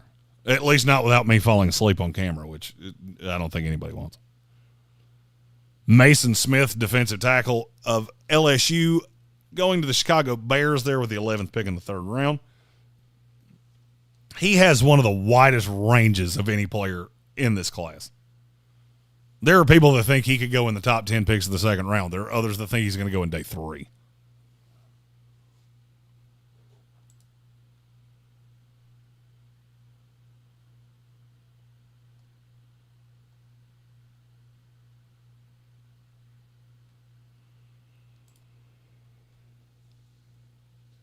Okay, if you've got any more draft questions, feel free to fire those away in the chat. We're almost to the end. We're almost to the end of Draftmas. I know it's been a lot of content. It's been a lot of talk. We're almost there. We're almost there, and then it's the summer. Spend some time out on the beach. Spend some time out on the lake. Next thing you know, it's football season. I just realized the other day that we're almost to May. I feel like Christmas was 2 weeks ago. I know it wasn't. Damn, it feels that way.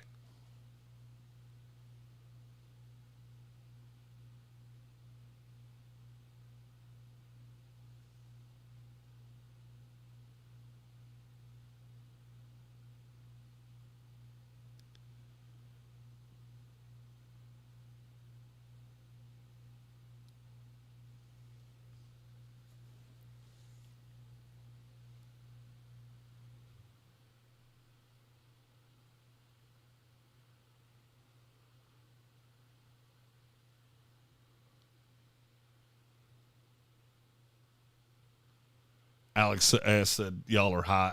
I'm not sure I'm not sure what you're saying that in reference to. The Ocho, who's going to be the biggest mover on draft day on offense? I think you're going to get a receiver in the first round that nobody's expecting. I think there's a great possibility that in terms of movers, you could see a running back higher than we're anticipating. The biggest mover, probably Zach Frazier. He went from a late 3, early 4 to being talked about in the first top 50 and could go into the first round. So I would say he's the biggest mover of the process up until this point. Common sense ain't common. How are you going to stay awake for the real draft? Then, old man, this is just practice. A, I am old. B, I had to set all this shit up this morning. C, I don't have anybody to talk to. At the real draft, I will have Tank to say insane things that make me go, what the hell did you just say to me? At the real draft, I'll be fine. Day 3 might be a little crazy.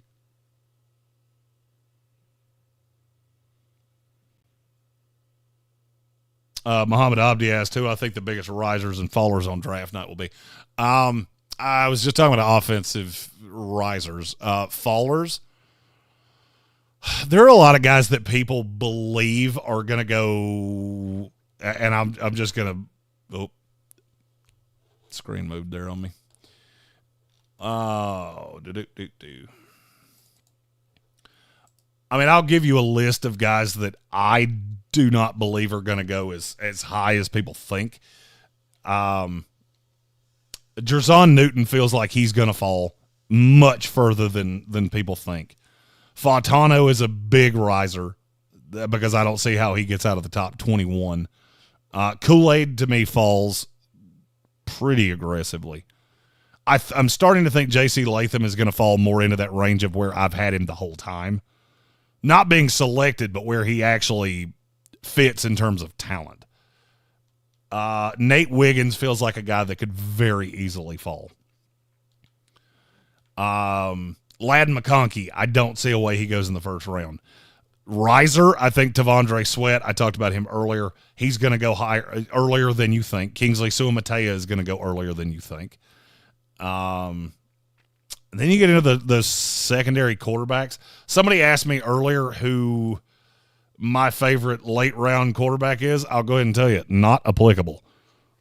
I have 6 draftable quarterbacks in this entire class.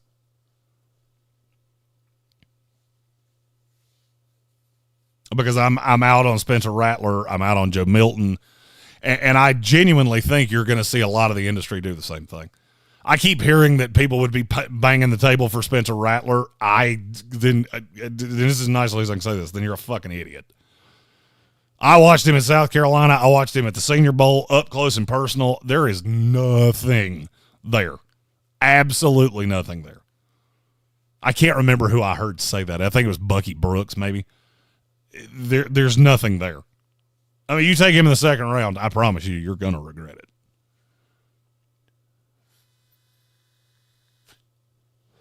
And I feel the same way about Milton.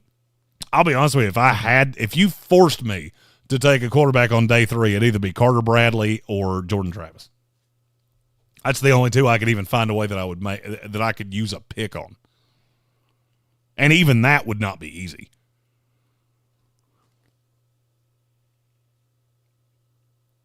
Let's see.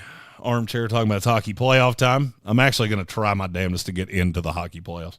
If for nothing else, so I can bet it.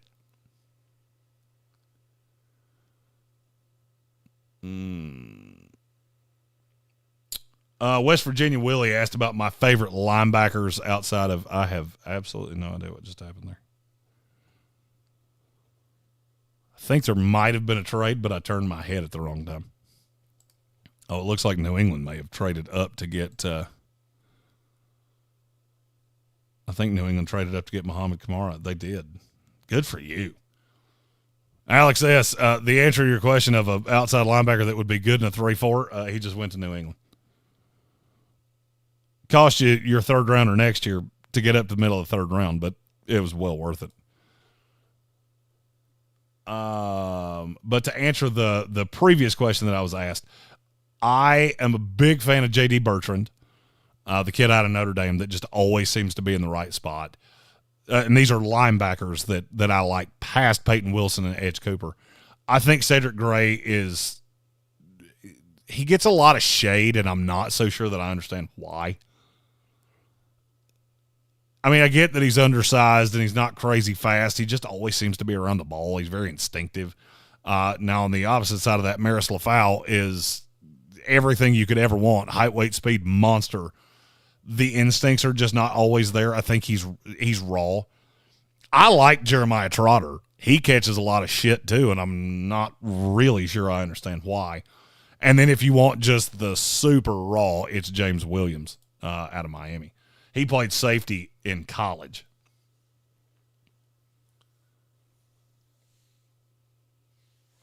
But we'll play linebacker in the NFL. Latest picks here.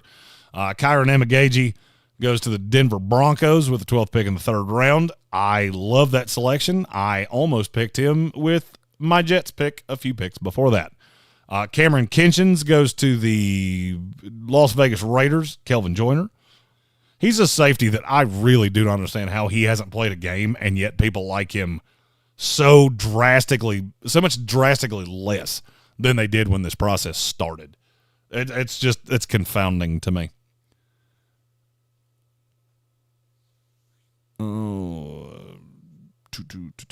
Sorry. Colts pick just took over my screen. Jeremiah Trotter Jr. goes to Washington. I think that's a really solid pick. That would give him and Jamin Davis. That's kind of a hat on a hat because Trotter is super athletic and undersized. But I do like the value there. Jaden Hicks, the safety out of Washington State, goes to Atlanta with the 15th pick in the third round. Blake Fisher, offensive tackle out of Notre Dame, to Evan Doyle in Cincinnati. Muhammad Kamara, the edge out of Colorado State that we already talked about. And then Chris Abrams-Drain, one of the best slot corners in this class, goes to Indianapolis with the 18th pick in the third round.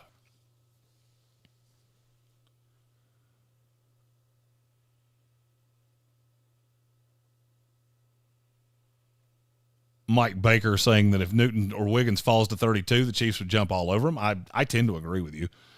A late edge from Alex S. in a 3-4. Muhammad Kamara would have been my answer. Now I'm more looking at Javon Solomon. That would probably be the next one on my board. I really like him. Probably more so than anybody else that you're going to see.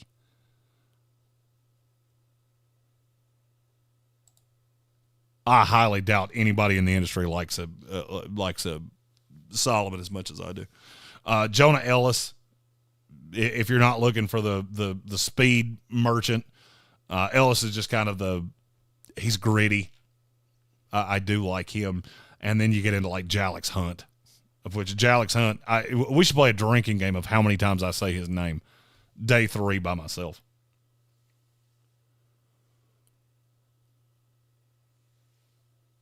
Goody Swag is detailing why he likes J.J. McCarthy. And frankly, I'd love to hear it.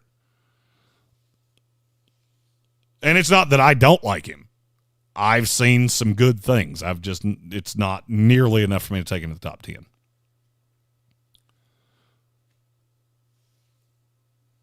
But I'm curious to hear what those two reasons are that you're really fond of McCarthy.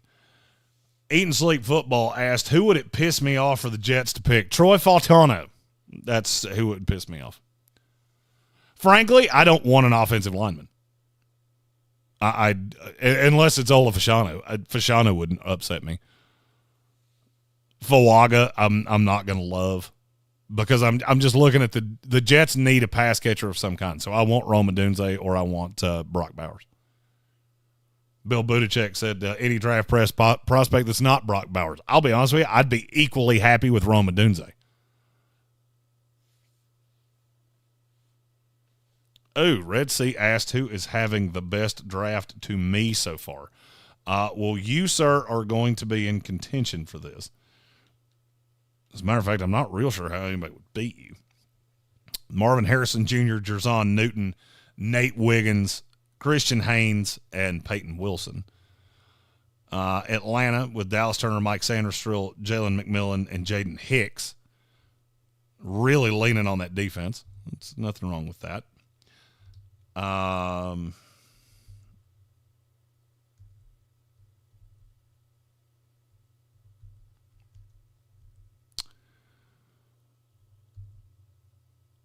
Really like what Cincinnati's done. Jackson Powers Johnson, Keon Coleman, Blake Fisher, and getting ready to have 2 picks pretty close right here before they hibernate for about a round and a half.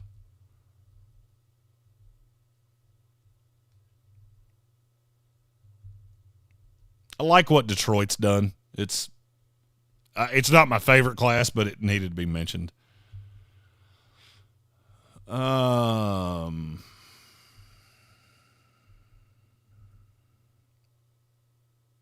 like what the Chargers have done with Malik Neighbors, Devondre Sweat, Marshawn Nealon. And anybody that said he took Sweat too high, cool, switch Nealon and Sweat. That makes that more realistic in terms of the rounds where you think these guys are going to go. Kelvin Joyner with the Raiders. He's done a really good job. Started off with Quinyon Mitchell. Got Michael Penix Jr. in the second round, then took Cameron Kinchins in the third.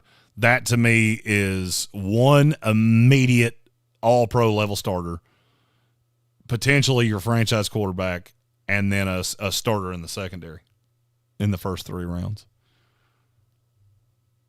I can't hate on Miami with Fautano and Michael Hall.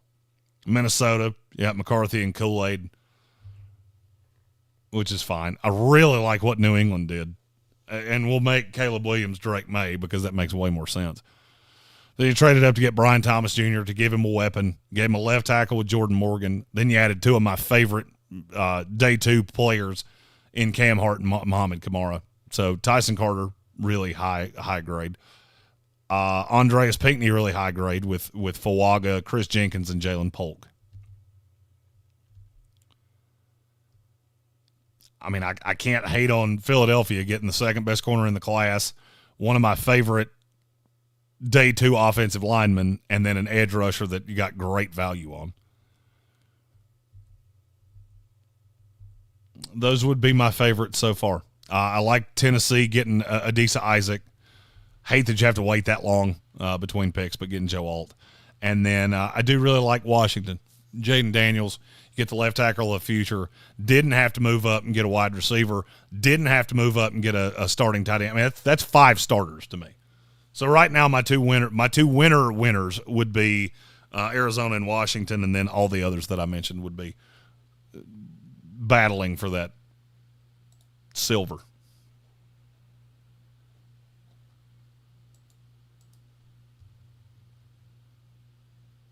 Get the full board back on the screen.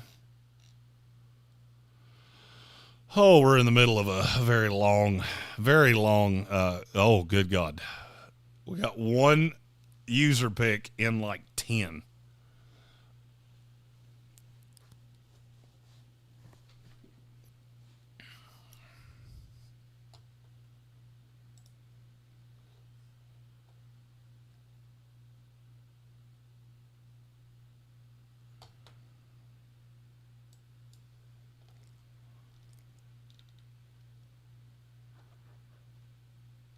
Oh, if I start trying to trade up how long will it take before I find a team that will actually let me trade with them?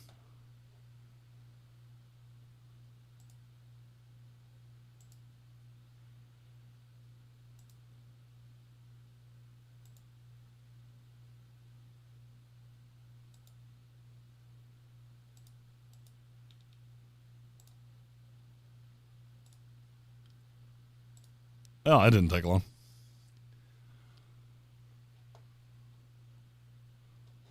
That didn't take long.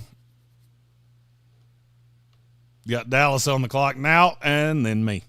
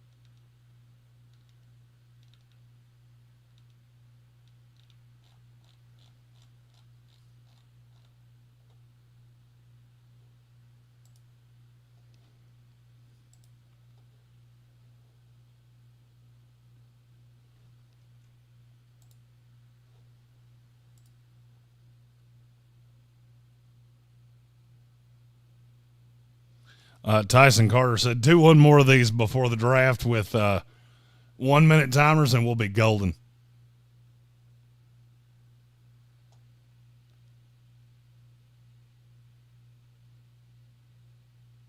Boop.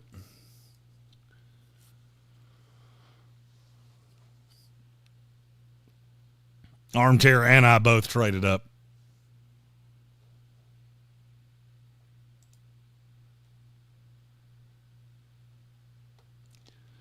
And I would say we will probably go through.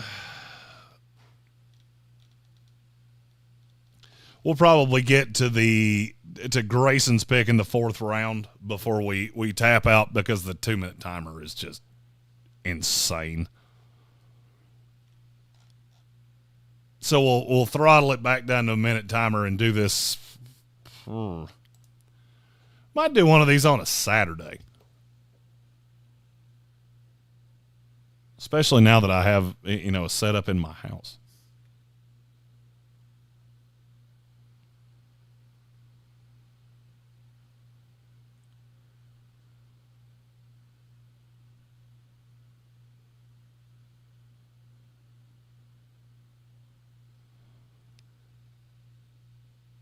All right, so most recent picks, we had Kalen Bullock, safety out of USC, and Javon Bullard.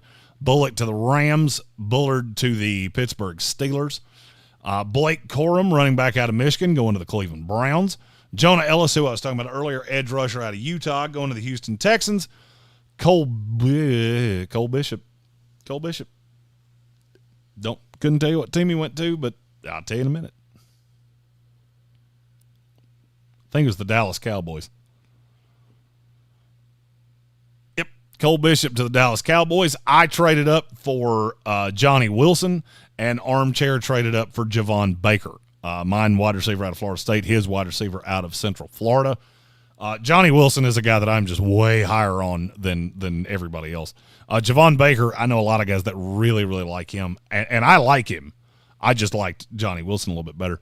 And then Evan Doyle takes Dwayne Carter, defensive tackle out of Duke. Pennywise asked, what red flags are there on Jermaine Burton and Malik Neighbors? Malik Neighbors has... There have been some rumblings that he may not be a guy that adjusts to money well. He did make NIL money, but it's not to the level of what he's going to make in the NFL. And that being in a smaller market might be beneficial for him, that maybe the bright lights of New York or LA might not be the best thing for him. The red flags on Jermaine Burton are about as significant as any I've ever seen. I mean, there are teams that have him legit off the board of we are just not going to take him. Now, how much of what I have heard is true, I don't know. That's why I never report it. But I can tell you, anytime I've ever seen a guy with this much smoke, there's some fire somewhere. Aaron Egan said he loves Johnny Wilson, a true outside wide receiver. I agree. I think he is so criminally underrated in this class. And that was why I had to trade up to go get him. And there's a great chance that I'm going to trade up again at some point to go get another player I'm very fond of.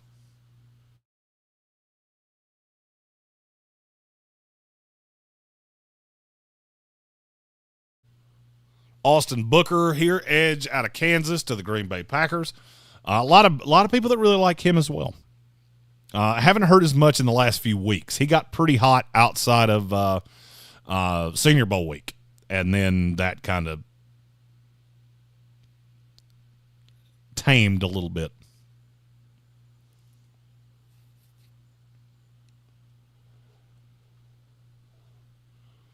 We're running up on 2.5 hours here in the live stream, so I would say if you've got any questions that you want answered in this particular stream, now would probably be the time to get them in. Want to make sure Armchair gets his pick in that he traded for, which is at 4 and 15. Want to make sure Grayson gets his in, so probably just under a round left.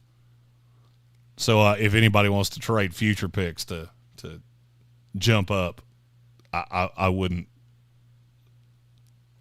be averse to that.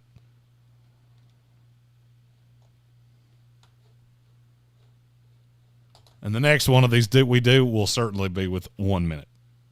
1 minute timers.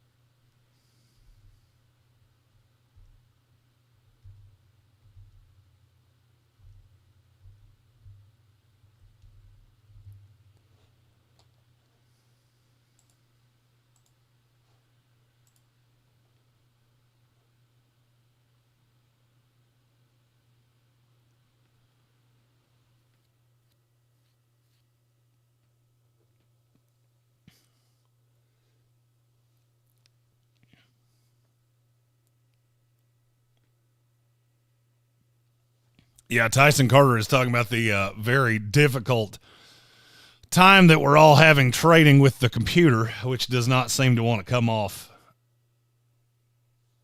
any of its picks, because I basically just did the same thing trying to get a pick from the Giants. So I would say our next one of these, there has to be a server of some kind that is free, and I may just load them in to walk the mock.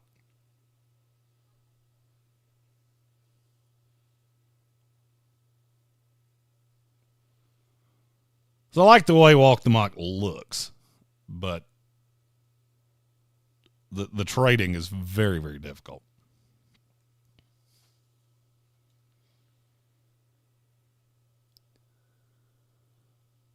All right, closing in on not too many picks left. Let's see, got 1, 2, 3, 4, got six left in the third round, and I believe we're going to the middle of the fourth round, so roughly 25-ish picks left.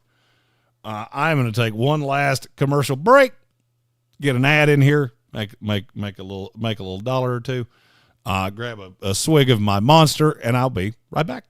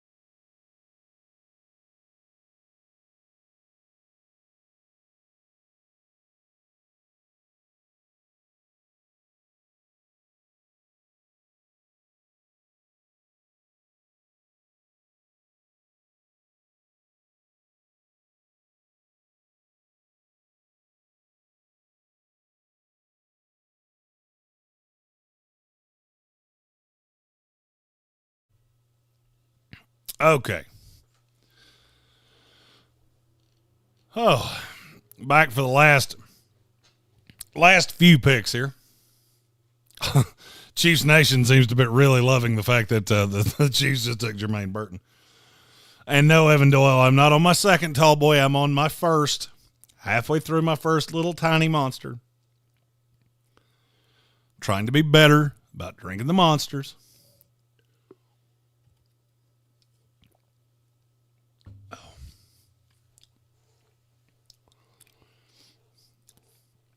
I'll also say anybody that ever tells me they don't like cheese, it just confuses the hell out of me.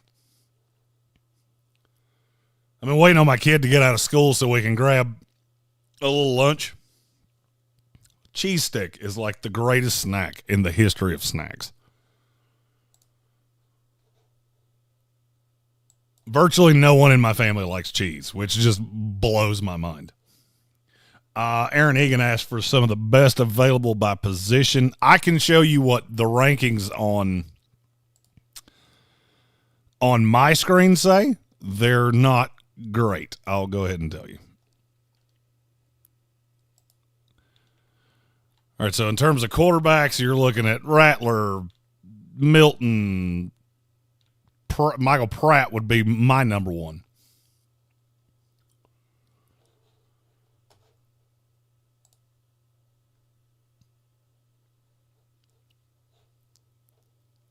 Nice selection there from Evan Doyle, too. Evan Doyle doing a damn solid job.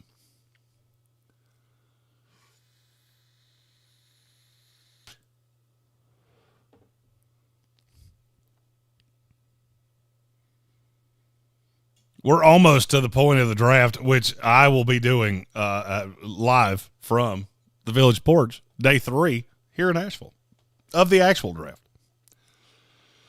Okay. So there's your quarterback board. Running backs, you're looking Marshawn Lloyd, Braylon Allen, Audric Estime, Ray Davis. That's some of your best availables there. I don't know where these rankings came from, what incredibly intoxicated individual did them. Jacob Cowing, Aeneas Smith, Jamari Thrash, Marcus Rosemy, Jack Saint, Bub Means, Taj Washington. That's what you've got really left at wide receiver. Tight end, Jaheim Bell. I don't believe I've seen Ben Sinnott go yet. Yep, there he is. Eric All. Holy shit, Eric Gilbert is not in this draft class. I feel like I would have seen that and made great fun of the fact he was in this draft. Jared Wiley, Tip Raymond.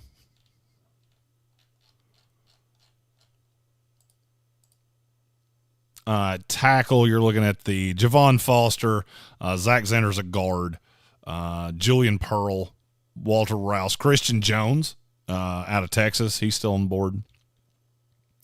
Roger Rosengarten, Matt Goncalves, Jeremy Flax, a guy that had a nice pre-draft process.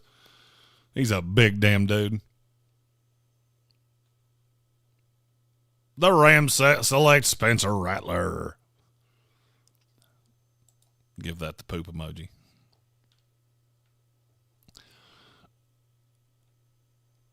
It's the best of your tackles. Looking at guard. Cedric Von Prawn. Bo Limmer. This is interior offensive lineman. Cedric Von Prawn, Tanner Bortolini, Dylan McMahon, Drake Nugent, Dominic Pooney. He's still on the board. Be a solid selection for somebody. Mason McCormick out of South Dakota State. It's really the best of your guards. And I may miss a guy or two here just simply because I've got the dumbest draft board in the history of time. Oh, Tyler Davis out of Clemson. Mekhi Wingo. Miles Murphy out of North Carolina. Jordan Jefferson. These are your defensive tackles. Christian Boyd from Northern Iowa.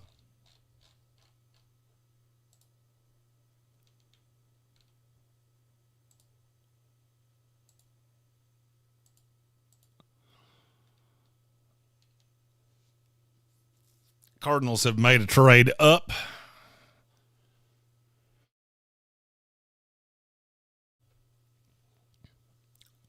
I had a feeling that was going to happen the minute I said Christian Jones was still on the board. Somebody's going to find a way to get up there to make that not a thing anymore. Red Sea asked my thoughts on Theo Johnson. I'm not as wild about him as a lot of other people are. I think he's fine. I don't think he's an RAS monster. I just don't think I think he's way more athlete right now than he is football player. And Common Sense asked, why is Fabian Levitt not getting any media coverage? I'll be honest with you, I don't really know. I think he is going to be a damn solid pick for somebody in the beginning of day 3. And I can't hardly get anybody in the industry to even talk about him. I watched a 7-round mock draft the other day and no, I didn't watch all of it. I hit the high notes and then saw the end of it. And he didn't even get drafted, which I thought was insane.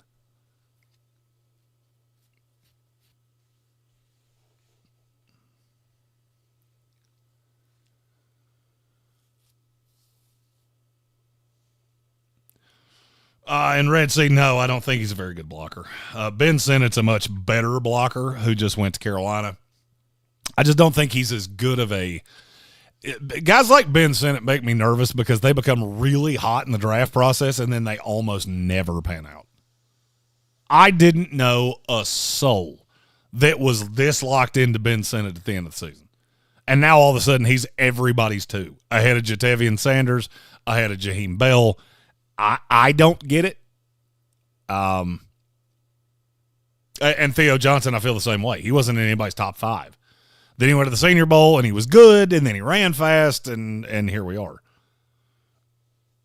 I think it gets overvalued.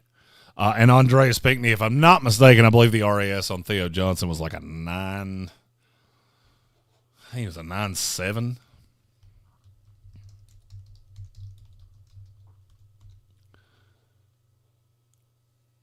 $999. Wow. $999 for Theo Johnson. I don't know who I'm thinking of that came in at 967. Yeah, he's a 999. Good Lord.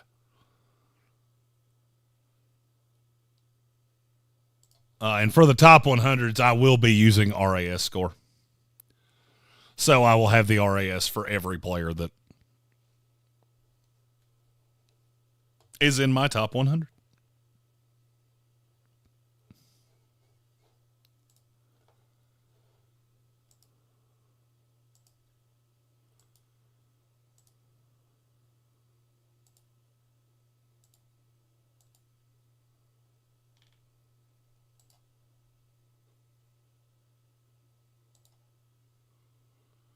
Braylon Allen to the Arizona Cardinals.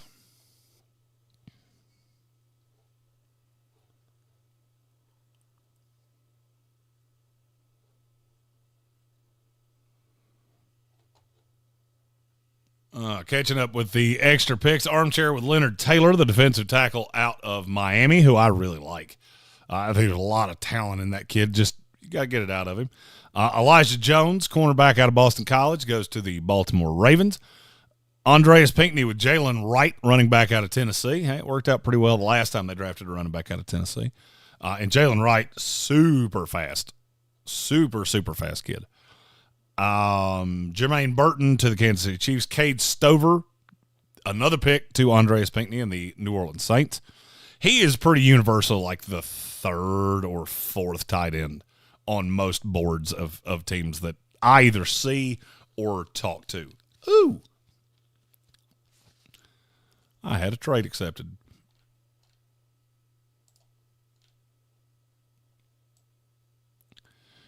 Do.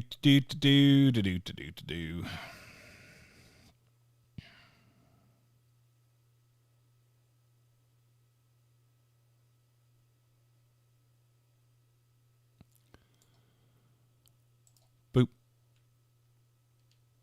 Oh, I guess I do have to click in the position that I'm trying to draft.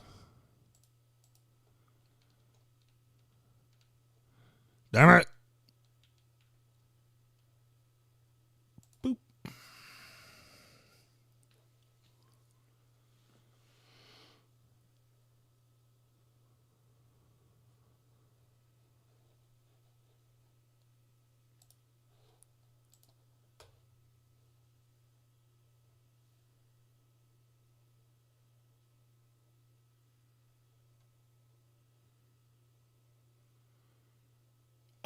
David Bingston Errant asked, every year we have a team that has the worst draft. Which team do you think will end up having the worst draft and why? So usually I do that based upon a history of not being the greatest drafting team. I don't really have one of those coming into this year. If I had to bet on a team that I feel like is going to, I feel like I'll walk away and hate what they did, it's Minnesota. Just solely because they're either going to trade up, which I'm going to hate, or they're going to sit in place and not take the two guys I want. So if I had to bet on one, that's who it was. I will say Adam Gold, who does the show after us here in North Carolina, I heard him yesterday talking about who's going to make the first big mistake, and I did send him a text immediately that said, first big mistake in the draft will be the Atlanta Falcons, and I would bet my ability to have fun on it for the rest of my life.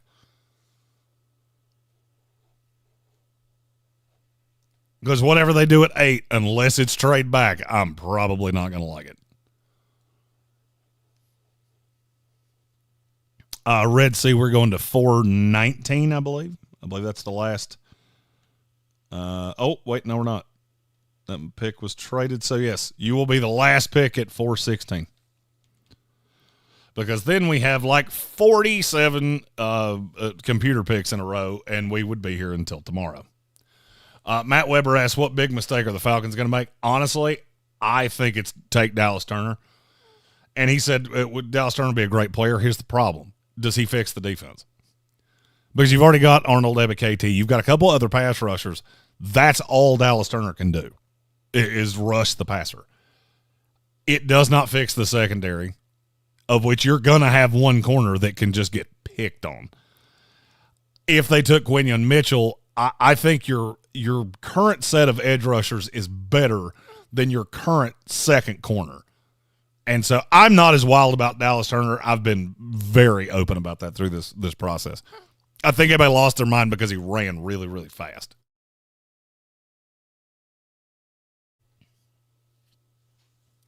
And I get it. No one player fixes the defense. I feel like Quinion Mitchell would do way more. Just because I don't like Dallas Turner as much. Or they're going to do something completely off the board because I don't see the trade down coming, in spite of the fact I've been clamoring for it all season long. And yes, Evan Doyle, we are done at 4-16. And I'll screenshot the when this finishes 43 days from now. I'll post the results of each team's 7-round mock draft. And in the next one, we won't have a 2-minute clock, which I apologize for.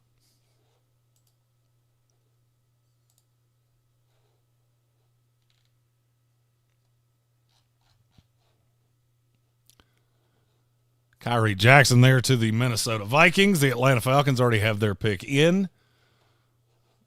See, doesn't it work nicer when we have actual people picking these, and she just moves right on along.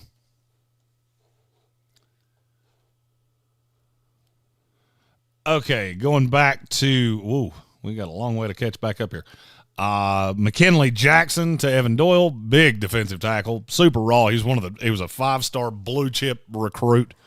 Never really paid that off at Texas A&M, but not the first 5-star recruit to not pay it off for Jimbo Fisher.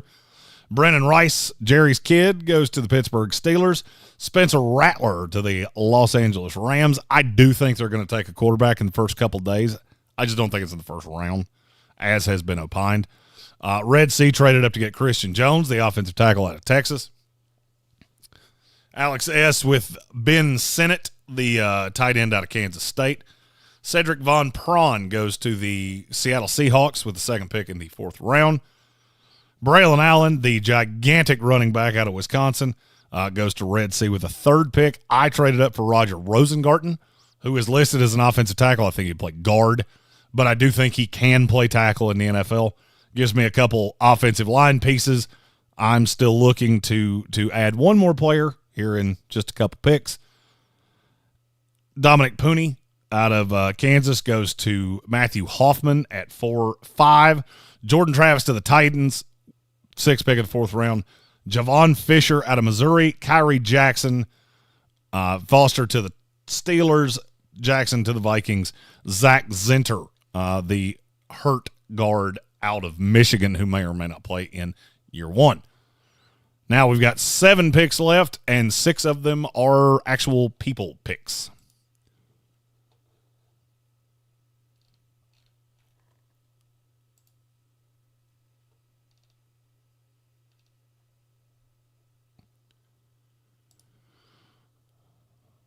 Chargers here with the 10th selection of the 4th round. DJ James, cornerback out of Auburn. That's pretty solid.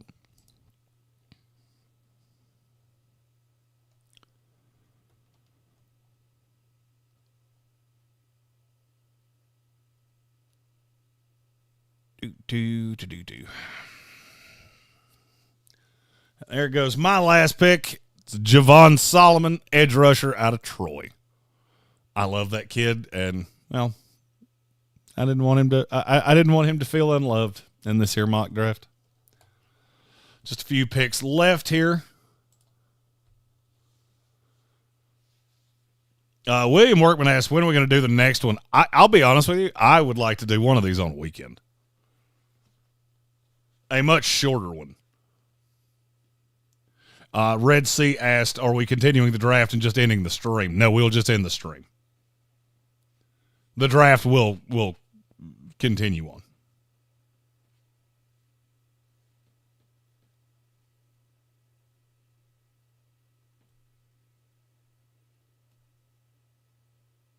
Evan Doyle, I think your draft has been a home run, and if you added Yaheem Bell to it, I think it'd be more of a home run. Matthew Hoffman can't get into Walk the Mock. It shows you're still in it.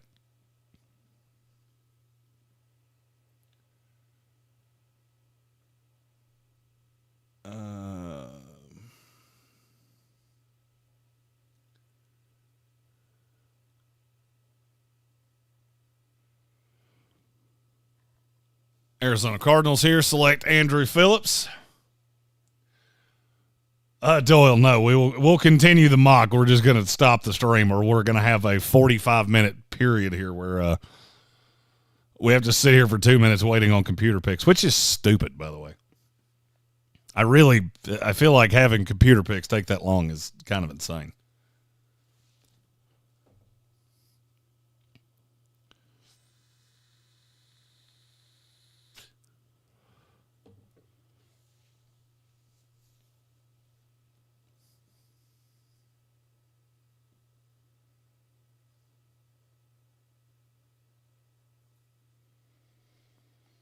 Yeah, David, Aaron, I think doing one of these on a weekend is a good idea. I may schedule it for this Saturday. And I mean, I know a lot of people wouldn't sit around and watch a 3-hour mock draft on a Saturday, but I do feel bad for people that, have to work or whatever the case may be during our show. So I think that would be a nice way to include people that can't always join into these things. Red Sea is just going full balls to the walls. Like, I am trading every pick I have for picks that will be in the end of the stream, and I salute you for that.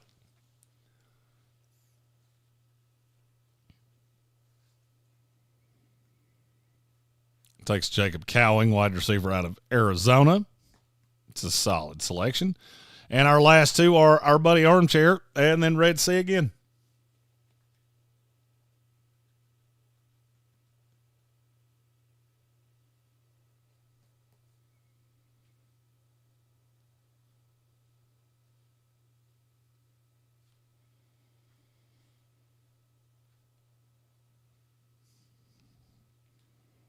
Titans select Kalen King, which I think is probably the funniest name anybody could have said right there. Not because he doesn't make sense to draft right there, but because everybody seems to hate him.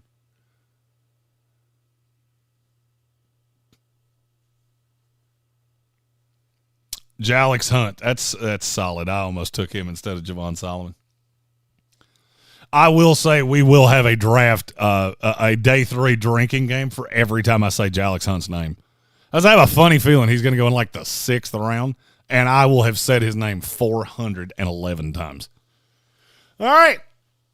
The draft will continue on. I'll post up the results 4 days from now when this ends.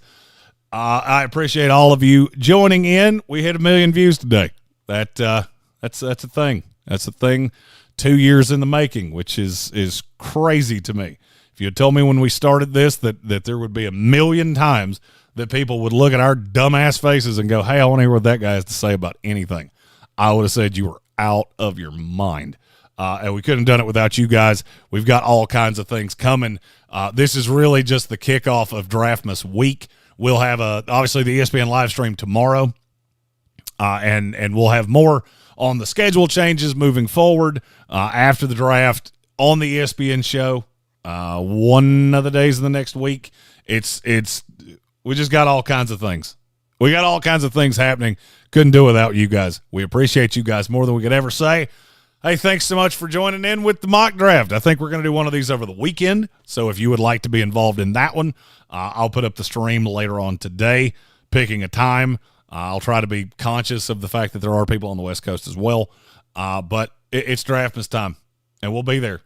We're leaving on a jet plane 5 days from now, headed to the 2024 NFL Draft, and we'll cover it live right here in the Sportsocracy.